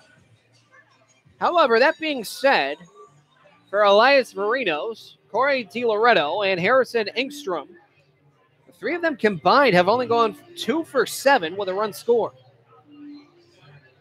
And with a 3-run cushion, Mystery's got plenty of a margin of error to work with. Including 3 strikeouts, and, well, we already know the resume of Isaiah Mystery. Oh, yeah. And a little over more than 5 strikeouts per walk. Definitely a solid ratio. Here is the pitch. Fastball, speaking up. Called strike on the outside corner, 0-1. Oh, yeah, Mystery's fastball has some digits on it for sure.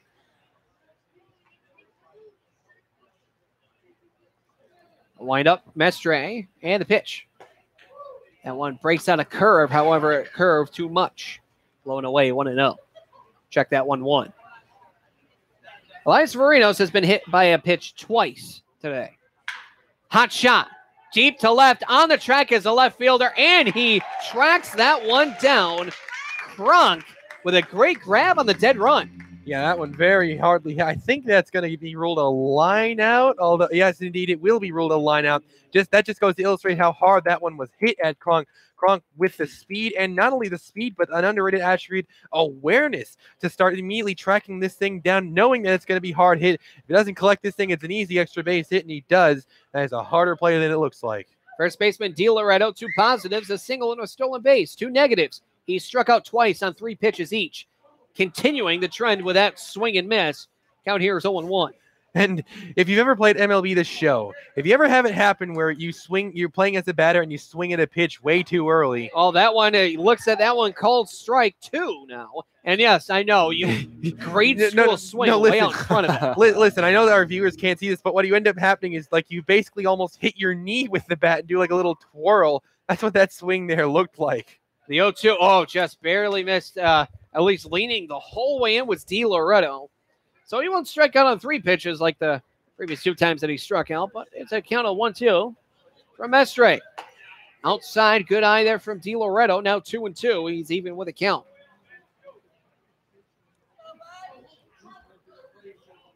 Mestre from Pittsfield, a 2-2. High fly ball to shallow right field. In comes Shade. He will, on the dead run, make the catch. In fact, I'm going off of my point, and I'm not sure if either of you play MLB The Show all that much, but I did learn something in MLB The Show 14, going off of my point. If you are facing the Kansas City Royals, specifically this only works on Alex Gordon and Gerard Dyson. If you give them a 3-ball count and then you throw a fastball, it will, I don't know if it's some glitch or whatnot, but it will cause them to swing the moment you throw the ball. This one a hot shot. Well, that's a seeing-eye single into left for Engstrom. So no 3-0 pitch. Now it's just a dead shot. Line drive, ground ball to left. And, of course, as somebody who plays as the Indians, I took advantage of that very often. Very amusing. DH number 3, J.P. Knight. He is currently 1 for 3 on the day. A stolen base, that being actually, I believe, 2. That's not official. Not really sure how that wouldn't be a stolen base when he stole home. Pitch in there. Called strike. And count here is now 0-1. With a stolen base, it was a double steal with runners on the corners. The runner on second was ruled out on a caught stealing. I'm not sure if that is scored as a stolen base. I'll review that as it pitches low for a ball, 1 strike.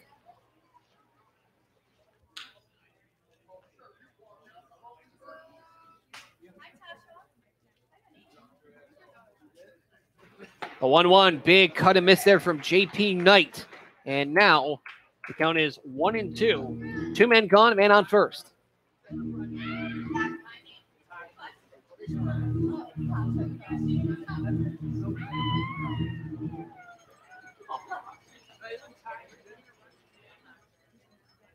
A 1-2, a check swing. Pitch is outside. He did not go. There's not going to even be an appeal.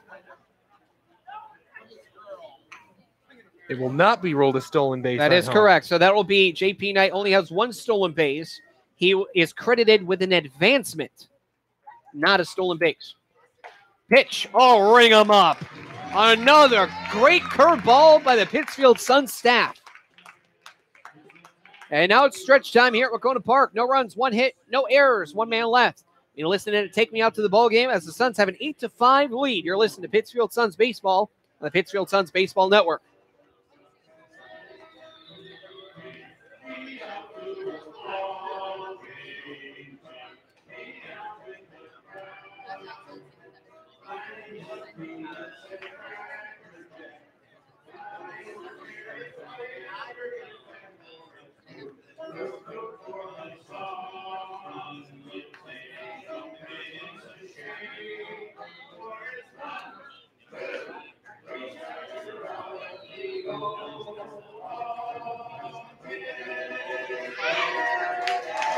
Suns lead it 8-5. Hi, we're talking to real smokers about quitting. Tell me when you smoke and why you smoke. Eat, cigarette, kids, cigarette, dinner, another cigarette. One on my way to lunch, one after lunch. And another cigarette, and another cigarette. Have you tried to quit? Yes. I become angry. It ain't that easy. You can't just quit cold turkey. I tried. What would you do different? Actually having a plan and thinking it through. You have to relearn how to live your life without a cigarette in your hand.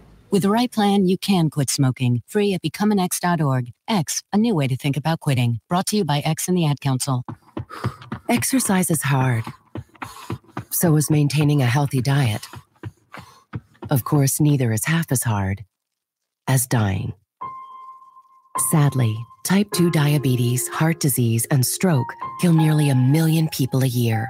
Even sadder, most of these deaths are preventable with a few lifestyle changes, including regular activity, healthier eating, and not smoking. Talk to your doctor about your risk for type 2 diabetes and heart disease. And if your doctor recommends lifestyle changes or medication, listen.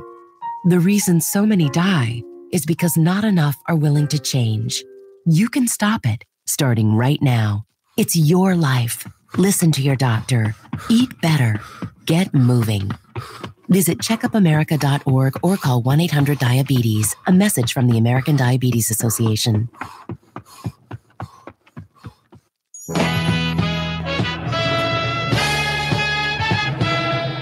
Bottom of the 7th. Suns lead at 8-5. First pitch from Travis Lane is a fastball that's in there for a called strike. Count here is 0-1 to Patrick Sullivan.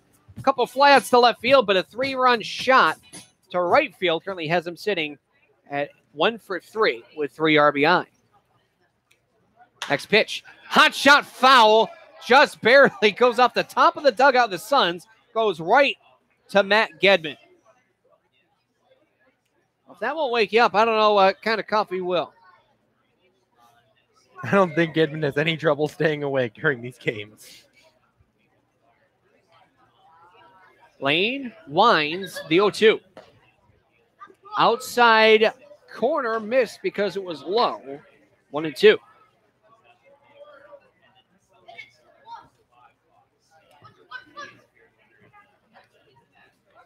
Here's a 1-2. That one also low. Holding off on that one is Sullivan. And the count is now 2 balls, 2 strikes.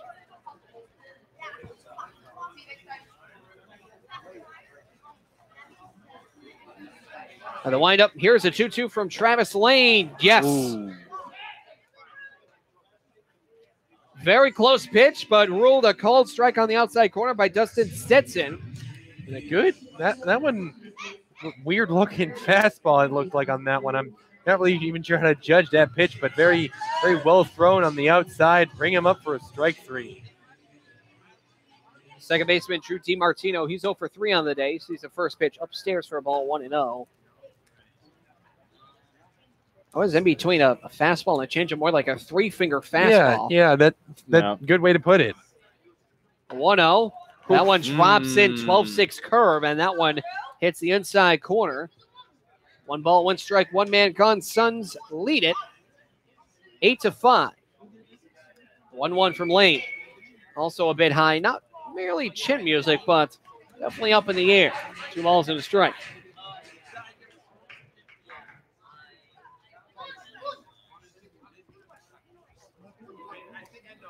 With a sign, here is Travis Lane and the 2-1. A check swing, yes, he does go, but it's, I believe, was called a strike. Regardless of the check swing. So it's a 2-2. That one's low. That would have been a perfect time, I think, for DiMartino to swing after the pitch, head to first on a strikeout wild pitch. Be out of the realm of possibility. I mean, as far-fetched as it is. But nonetheless, it's a 3-2. Here's a windup from Lane and the payoff. Good eye. Inside corner, and that one was low. Catcher Ingstrom thought that one was in there, good for a called strike. Gutsy take right there. That one, I think, could have gone either way. A very close pitch. We can't really see too much of the vertical plane from up here. Looking around the league real quick, the Vineyard Sharks getting the win at home over Nashua 3-2. Worcester Bravehearts and Bristol Blues locked into a 5-3 contest. Bristol leads it, bottom of the 7th. Chad Shea, the right fielder, he's 2 for 3 with a triple and stolen base, as well as a run scored. DiMartino leads off first. A very healthy lead over at first, that is. Here's the pitch. That one's in there. A called strike on the changeup, and it's in there 0-1. But for DiMartino, again, he's got a very large lead over at first. Now he shortens it a bit. First time up, though, he was well lead. The runner on first goes. The pitch is in there. A called strike throw over to second is in time. Got him They by got a him. mile. By a mile. Oh, boy. Not a good break. Didn't get much steam on that one. And a bang throw onto second there, and they got him dead in the water. Looked like he kind of tripped. I don't know. That looked like a weird He tried slide. to swim. Yeah. He tried to swim across, but his shoulder would have been trapped up against the glove anyway, so it was a half-hearted swim. That's why he landed on his right back shoulder, as that one slapped well foul, and that one nearly got the power lights. Brand new power lights from last year, that is, and it's fouled off 0-2. We don't need any more things broken Oh, here. yes. I'm knocking on wood for you, Andrew. Here's the 0-2 from Travis Lane. Swung on foul back to the netting, and we'll go again from 0-2.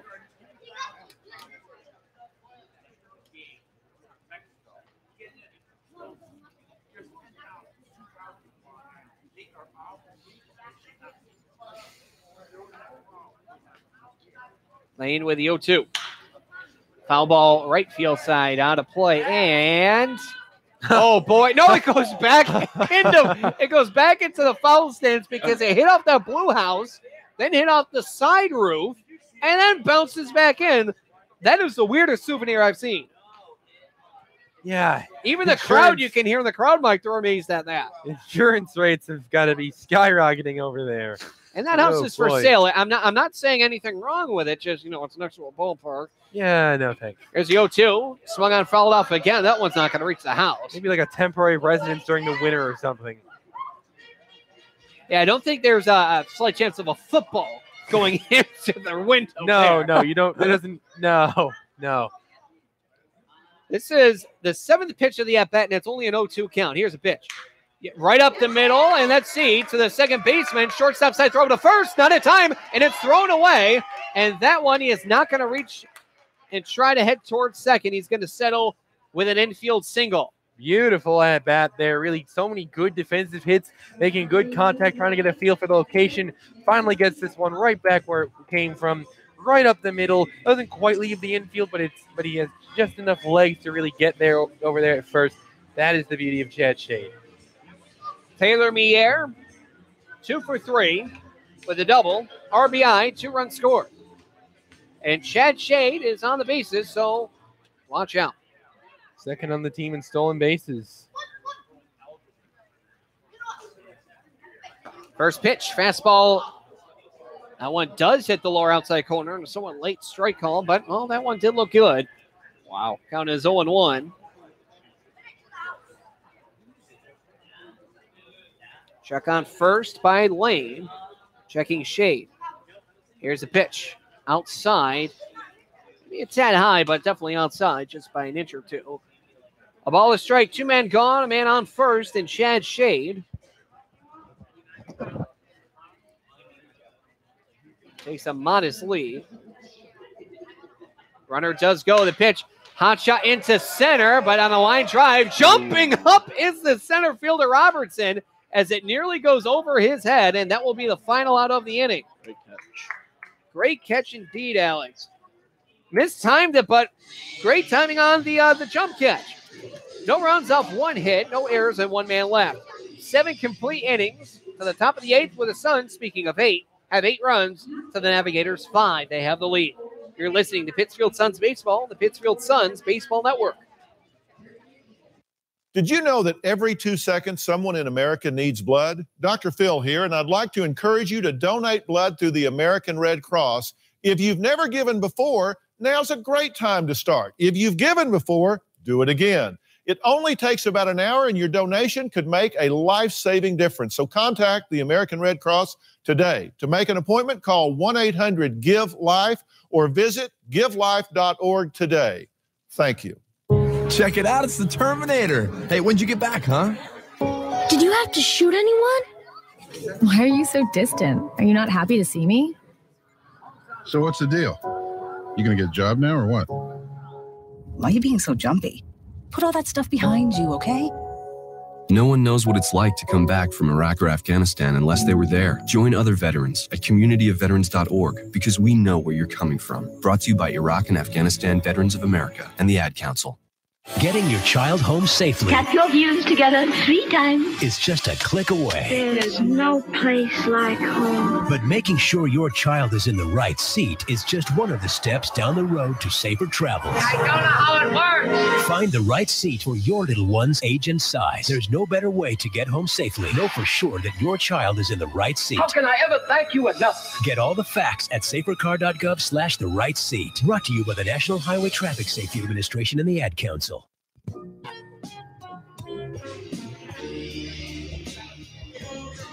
The product of Pittsfield, Massachusetts. Isaiah Mestre, opening day starter for the Suns. He will come out for his 2nd inning of relief. He's going to face the bottom of the order, Sutherland, Robertson, and Freelick.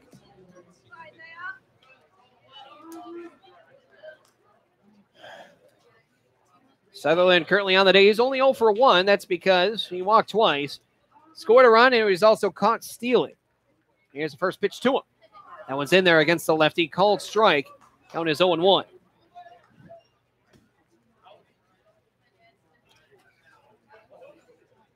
Now the 0-1. Curveball, however, this one just missed. If not outside, then maybe a tad low. 1 ball, 1 strike.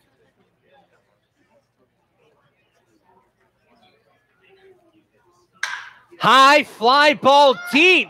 Right center field. Shade on the warning track. And this one bounces off the base of the wall. And that looks like it's going to be a stand-up triple to lead this inning off. George Sutherland to the farthest part of the ballpark in the power alley.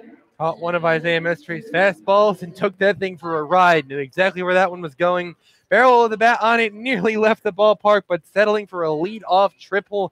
That's going to get some instant offense together. A beautifully hit ball there by George Sutherland. So here's Drew Robertson with a runner on third. He's currently 1 for 3 on the day. That one's a fastball right in there. Called strike 0-1. It takes some careful weaving there to prevent that run from coming home with no outs in the inning. Here the 0-1. Holding off on the check swing as that one's well outside. 1 ball, 1 strike. And that ball's probably gone if it goes to any part of the ballpark. So he's got to be kind of fortunate that that it went to right center. The 1-1 curveball over the plate. Apparently must have been high. Look good from here.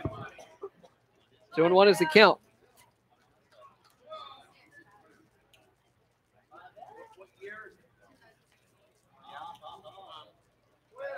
Pitch big. Cut and miss there from Robertson. Trying to get a little antsy at the plate there and just kind of was really, really early on the swing.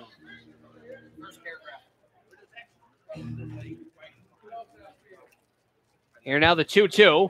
Another cut and miss. That is strike 3. Down goes Robertson. That's a big out right there. 1 man gone. Still a runner on third, but again, it's only 1 runner on a 3-run lead for the Suns. It is 8-5.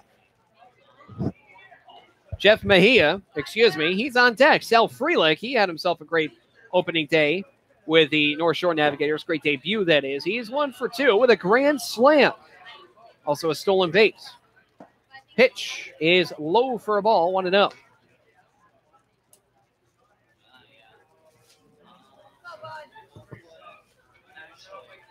Now the 1-0.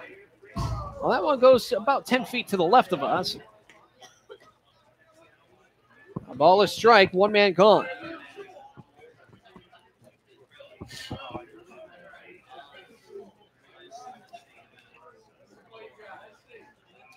Mestre out of the University of New Haven has a sign, now a step off. Left-handed hurler in the pen for the Suns.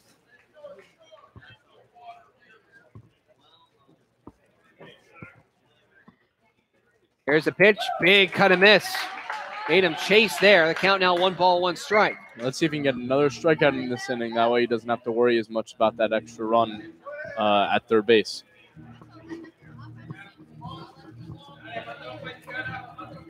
Self-Frelick sees a 1-2. Lunging out and a line shot right to Faircloth and easily scampering back is George Sutherland. That's a line out L5. Probably the most casual line I've ever seen. Very tap ball right to Faircloth. Doesn't even really have to move it, that one. Very fortuitous for Mestre that Faircloth happened to be right there. He can actually potentially get out of this inning unscathed despite allowing a leadoff triple. Jeff Mejia has himself in a 1 for 3. But a wild day indeed. A strikeout. He reached on first by a wild pitch. And he sees a called strike there, 0-1. He also walked.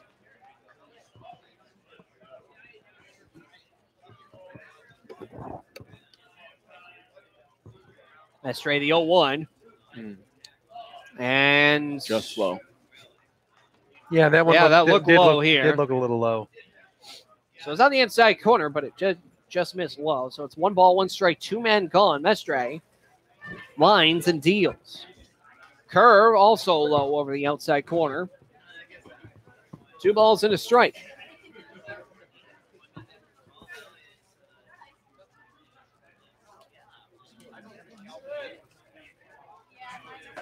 Pitch in there, called strike. Now 2 balls, 2 strikes.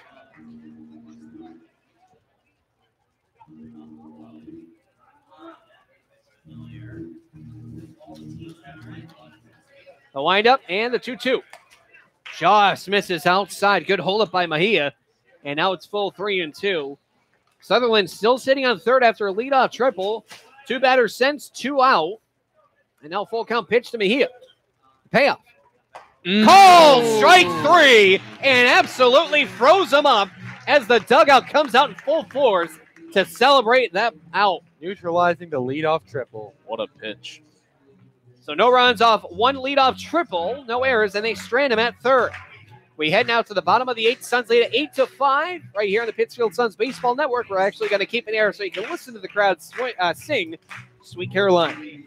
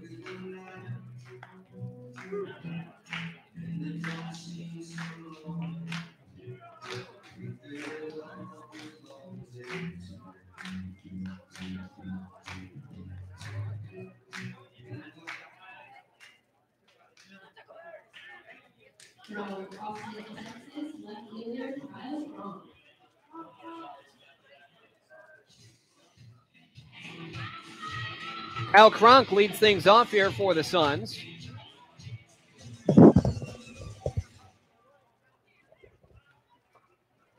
And the first pitch. Low and outside here to Cronk. Count here is 1-0.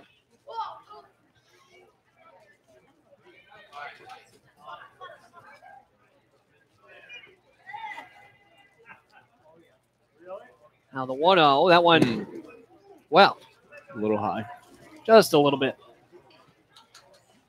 No Bob Uecker impersonation here with that pitch.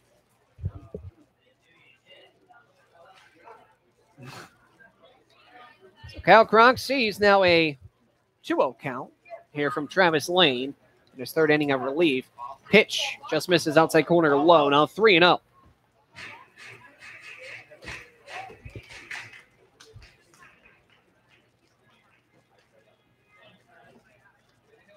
Here's a pitch. That is in there. Called strike. Of course, holding all the way is Kronk.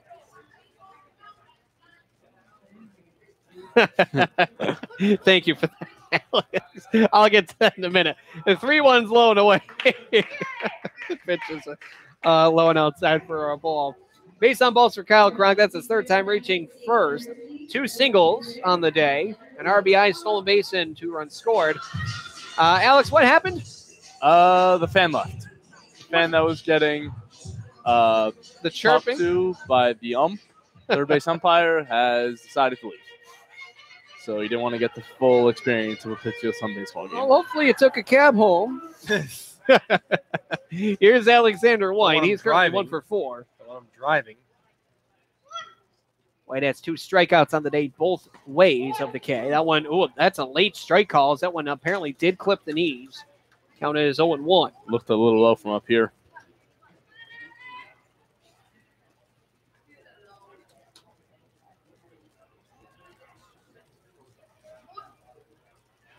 Here's the 0-1. That one bounces away. They're not going to test it. Was thinking about it was Kronk, but he decided better. So ball, a strike to White.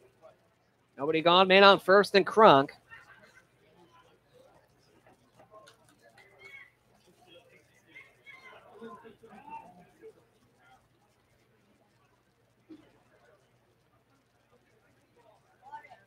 Now the 1-1, a check swing, doesn't matter. It's still in there nonetheless. Now 1-2.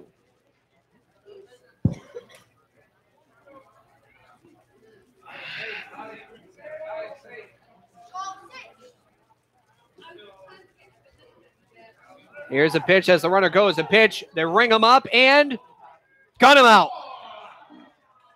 Strikeout. Stolen base, or excuse me, caught stealing. That is strikeout, as well as a double play. Gun him out. 2-4. Unconventional double play right there, but, well, of course, it was just a perfect storm there for the defense there. Fastball getting him pretty much right down the middle. Because it's a fastball, the catcher has a better opportunity to gun him down at second, and the throw is perfect onto second. That is swung on a miss by Brian McHale. Count out is 0-1. That just looked silly swinging at that one. I'm not sure what that swing was supposed to accomplish. Really uncomfortable with that. This one, a hot shot. High chopper to short. Throw over to first, and they get him out for the final out of the inning. So that will end the inning. As for the Suns, they go 1-2-3, essentially, after a walk. No runs, no hits, no errors, and nobody left. We head now to the top of the ninth as the Suns try to close this one out with a new pitcher in the ballgame. Suns lead by a score of 8-5. You're listening to Pittsfield Suns Baseball, the Pittsfield Suns Baseball Network.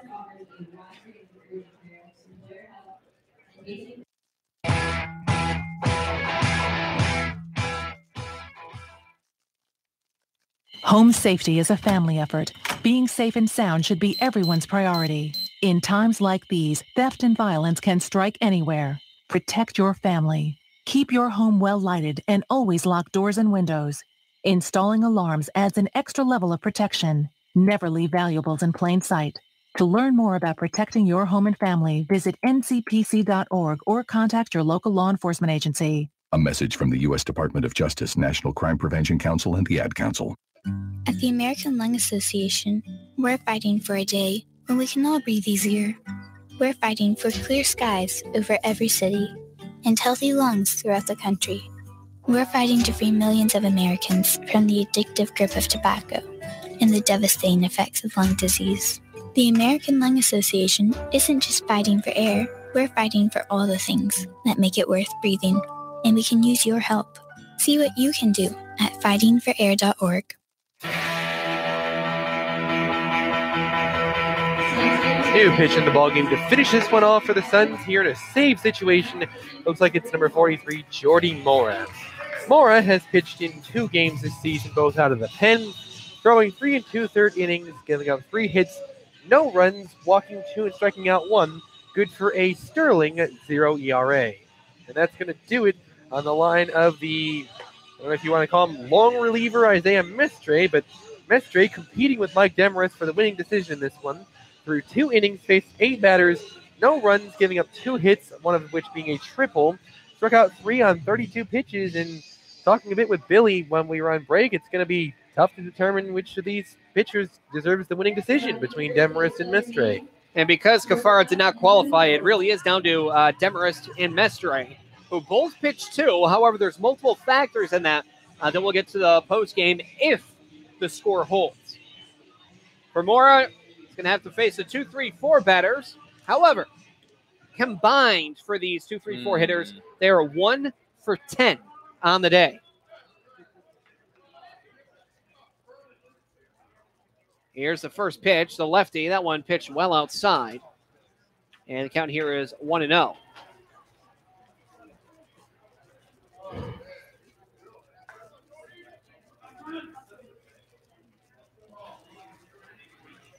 Olzak with the next pitch. This one is in there, a called strike.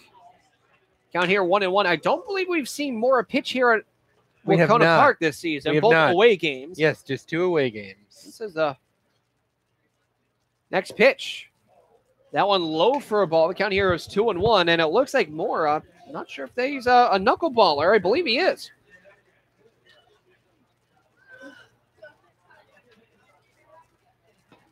Pitch. Well, that one's in there, a called strike. Count now 2-2. I don't have it for him. He's got a fastball that he throws around mid-80s. Tops out at 87. This one, a hot shot, will dip in to right center field for a base hit.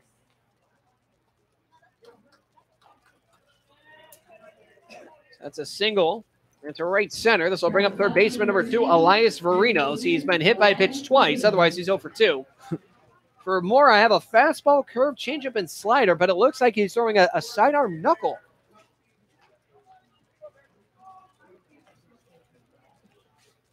Not a very, very slow off-speed pitch.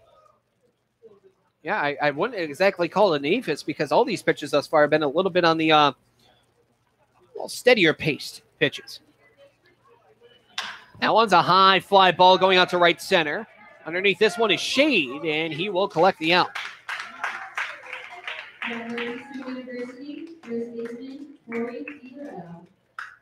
Loretto now due up. He is currently 1 for 4 in the day. A couple strikeouts, also a stolen base.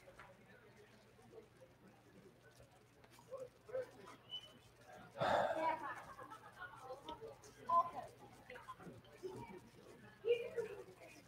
on first is Olzak against the lefty Mora. Somewhat of a short lead, and here's a pitch outside and up. Count is 1-0.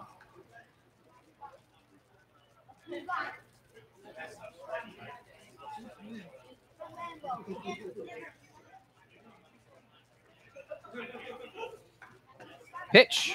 That one's in there on a breaking ball, called strike. Count here is 1 ball, 1 strike.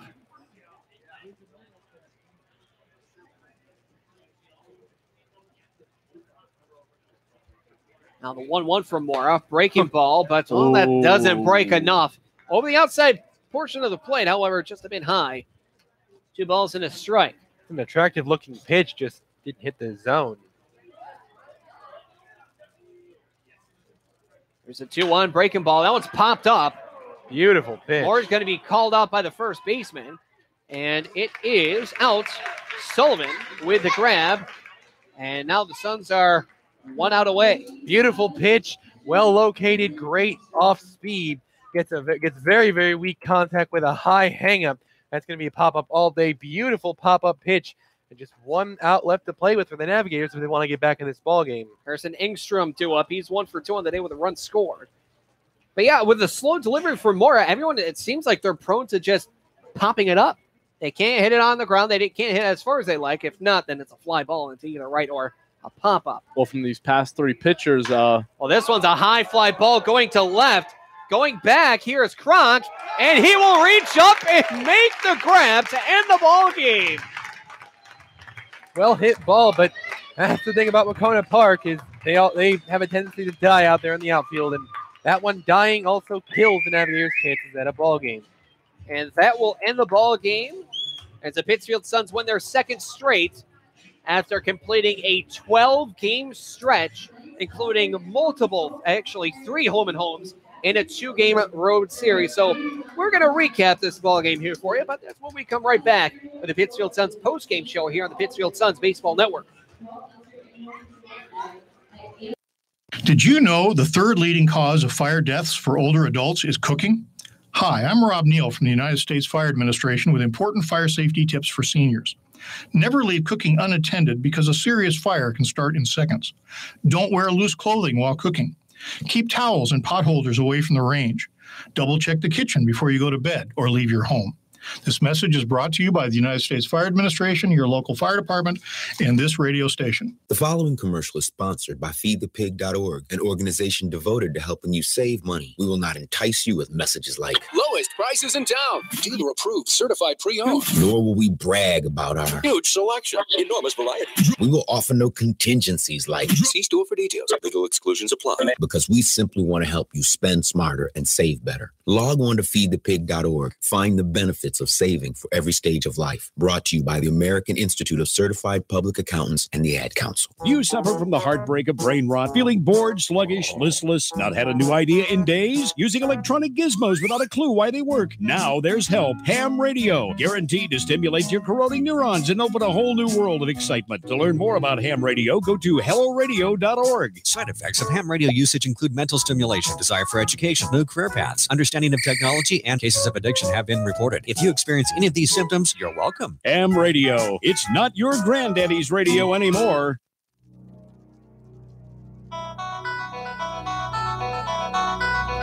Welcome to the Pittsfield Suns post-game show on the Pittsfield Suns Baseball Network. And now, back to Paul Dowd Field at historic Wahconah Park in Pittsfield with your hosts, Billy Madewell and Andrew Belargent. Welcome, ladies and gentlemen, to the Pittsfield Suns post-game show here on the Pittsfield Suns Baseball Network. Billy Madewell here alongside Andrew Belargent and Alex Bicacci. Here as the Pittsfield Suns garnish their second win in a row here against the North Shore Navigators by a final score of 8-5. And really, the bats came alive. The sun went down. The bats went up. Indeed, that fourth inning providing all the offense that was needed to win the game. They take advantage of an inexperienced pitcher who, frankly and reasonably, has never dealt with a sun delay before. And, well, they missed him at his physical peak and caught him on, well, the downfall of said peak and took advantage of that, pushing across 6 runs in the fourth inning to erase a 4-run deficit for good, and off the strength of that inning, win a game. Yeah, and as you said, Andrew, big fourth inning that was, and it all really started off and took off with a Sullivan 3-run shot to right field, and it just went from there. And the pitcher, O'Donovan, really got caught off guard with the sun delay, as you said. And that really was the turning point for the Suns in this game. Like I said, for the Suns, they are used to this sun delay, and really they did beat up an inexperienced pitcher who came out after a lengthy sun delay, not to mention the half inning before. Sure, it's a 38-minute sun delay, but you have to factor in the half inning of offense that his team had on top of that. So that's where we sit. And the Pittsfield Suns garnishing an 8-5 victory, their second in a row. And this one, they really piled on in the fourth, guys. They definitely did, and really just sloppy pitching and defense in that fourth inning from the Navigators. Got off to a great start off of that grand slam early in the game, but after that, the bats kind of just went missing. And this is a great way to go into your first day off of the season, coming off 12 games, winning 2 in a row in dominant fashion, really. Scoring 10 in last night's game and then 8 in this game. If I were a Pittsfield Suns player, I'd be really happy right now. Especially if you're head coach, Matt Gedman, I'm sure you're happy as well. So for the Pittsfield Suns and the North Shore Navigators, here is how the scoring recap started. Grand slam. Sal Frelick, 2 pitches in on a 1-0 pitch in his very first game in the FCBL. Grand slam deep right field. The next runs would come after the sun delay in the bottom of the fourth. 6 runs as they had 11 men come to the plate for a total of 6 runs off 5 hits. No runs, 2 men left. And this is all thanks to another man who had a great debut, Patrick Sullivan. A 3-run absolute moonshot to deep right field. Piled on 3 runs. The Suns ultimately hit for a cycle in 1 inning alone. Garnished 6 runs, and they would not look back. There was 1 more run for the North Shore Navigators. That happened in the 6th on a double steal. Caught stealing at second was Sutherland, and scoring on the play was J.P. Knight, who did not garnish a stolen base off of the play. The double steal was not successful. Only half of it was, so he does not credit it. For the Pittsfield Suns, they would get that run back, plus another in the very next half inning, thanks to a 2-run RBI single by Dave Matthews. So for the North Shore Navigators, 5 runs off 9 hits. They did have 1 error, and they left 9 men on base. The Pittsfield Suns, they had 8 runs off 11 hits, 2 errors, and they had only 6 men left on base. And now looking further into the box score, if you look at the runners in scoring position, an abysmal 1 for 8 for the Navigators. For the Suns, 3 for 10. With 6 runs coming in off of the runners in scoring position. Guys, it really can't be more efficient than that. Clutch hitting, all about clutch hitting. And they picked up huge hits when they needed to, and they didn't do much outside of that 6-run inning. But, of course, that 6-run inning in itself picked the team up. That's a great point, Andrew. It's really they got to really thank that sun delay, because without that, O'Donovan was pretty much dealing through the first 3 innings, and then that 38-minute rain delay or sun delay just really really caught him off guard, and they just blew him out from there. Speaking of catching someone off guard, again, you're not used to a sun delay because, well, this is one of the only ballparks that actually has a delay of that sort. Pittsfield Suns get a big win here on That's Taco About a Good Night. Of course, themed to Mexican cuisine on, taco night. For the Pittsfield Suns, they have an off day tomorrow. Well-deserved. Only their second off day of the season. Their first off day was the second day of the season back on May 31st. 12 straight games, 3 separate home and homes, a 2-game road series where they had to spend the night in the Vineyard, 2 home and homes against Worcester, 1 against Bristol. They have to be exhausted. Plenty of positive energy coming off a big win, though. 4-9 is not amazing, but it's all about momentum. Still early season, plenty of time to move up the ladder. Absolutely. 2-game win streak. Get this much-needed day off, relax, and then get ready for the next game. And for the Pittsfield Suns, we're just going to go through here quickly for the pitching stats. The winner, it was very close, but they say tie goes to the runner. Well, in this case, it goes to the man on first, or who was up first. It really is towing the line here. You really could argue either way, but for tonight's pitcher, getting the win is actually going to be Mike Demarest. In 2 innings, he did face 11 batters, which is 3 more because he walked 3 batters than Isaiah Mestre, who did give up a triple, so that negates it. But Demarest had 2 more strikeouts than Mestre, who, in fact, won't be leaving empty-handed. He's actually going to be having the hold here tonight. And getting the save is going to be Jody Mora. Getting the loss, well, again, not his fault entirely. Devin O'Donovan, after the sun delay, he couldn't keep up after the lengthy delay. He just couldn't. Got to blame Mother Nature for that one. For that, you just have to live and learn, except where else are you going to have a delay of that sort? Early season pitchers haven't really been stretched out to go throw tons of innings. So you figure he might have, if the sun delay hadn't happened, he might have given 4 or 5, maybe 6 really good innings. But then the sun delay came along and really interrupted him. He had good momentum going, and he had to wait an entire top half. And then he had to go through that brutal 38-minute long sun delay, which, of course, he's unaccustomed to. How could you possibly physically prepare for that? And then he just didn't have it. It was like he came out as if he was a pitcher entering his 8th inning of work, not his 4th. For tonight's Pittsfield Sun player of the game, again, you can argue either way, but you can't really have much of a better debut than this. Patrick Sullivan, first baseman for the Pittsfield Suns. He did go 1 for 4, but a big one indeed it was. An absolute bomb to right field.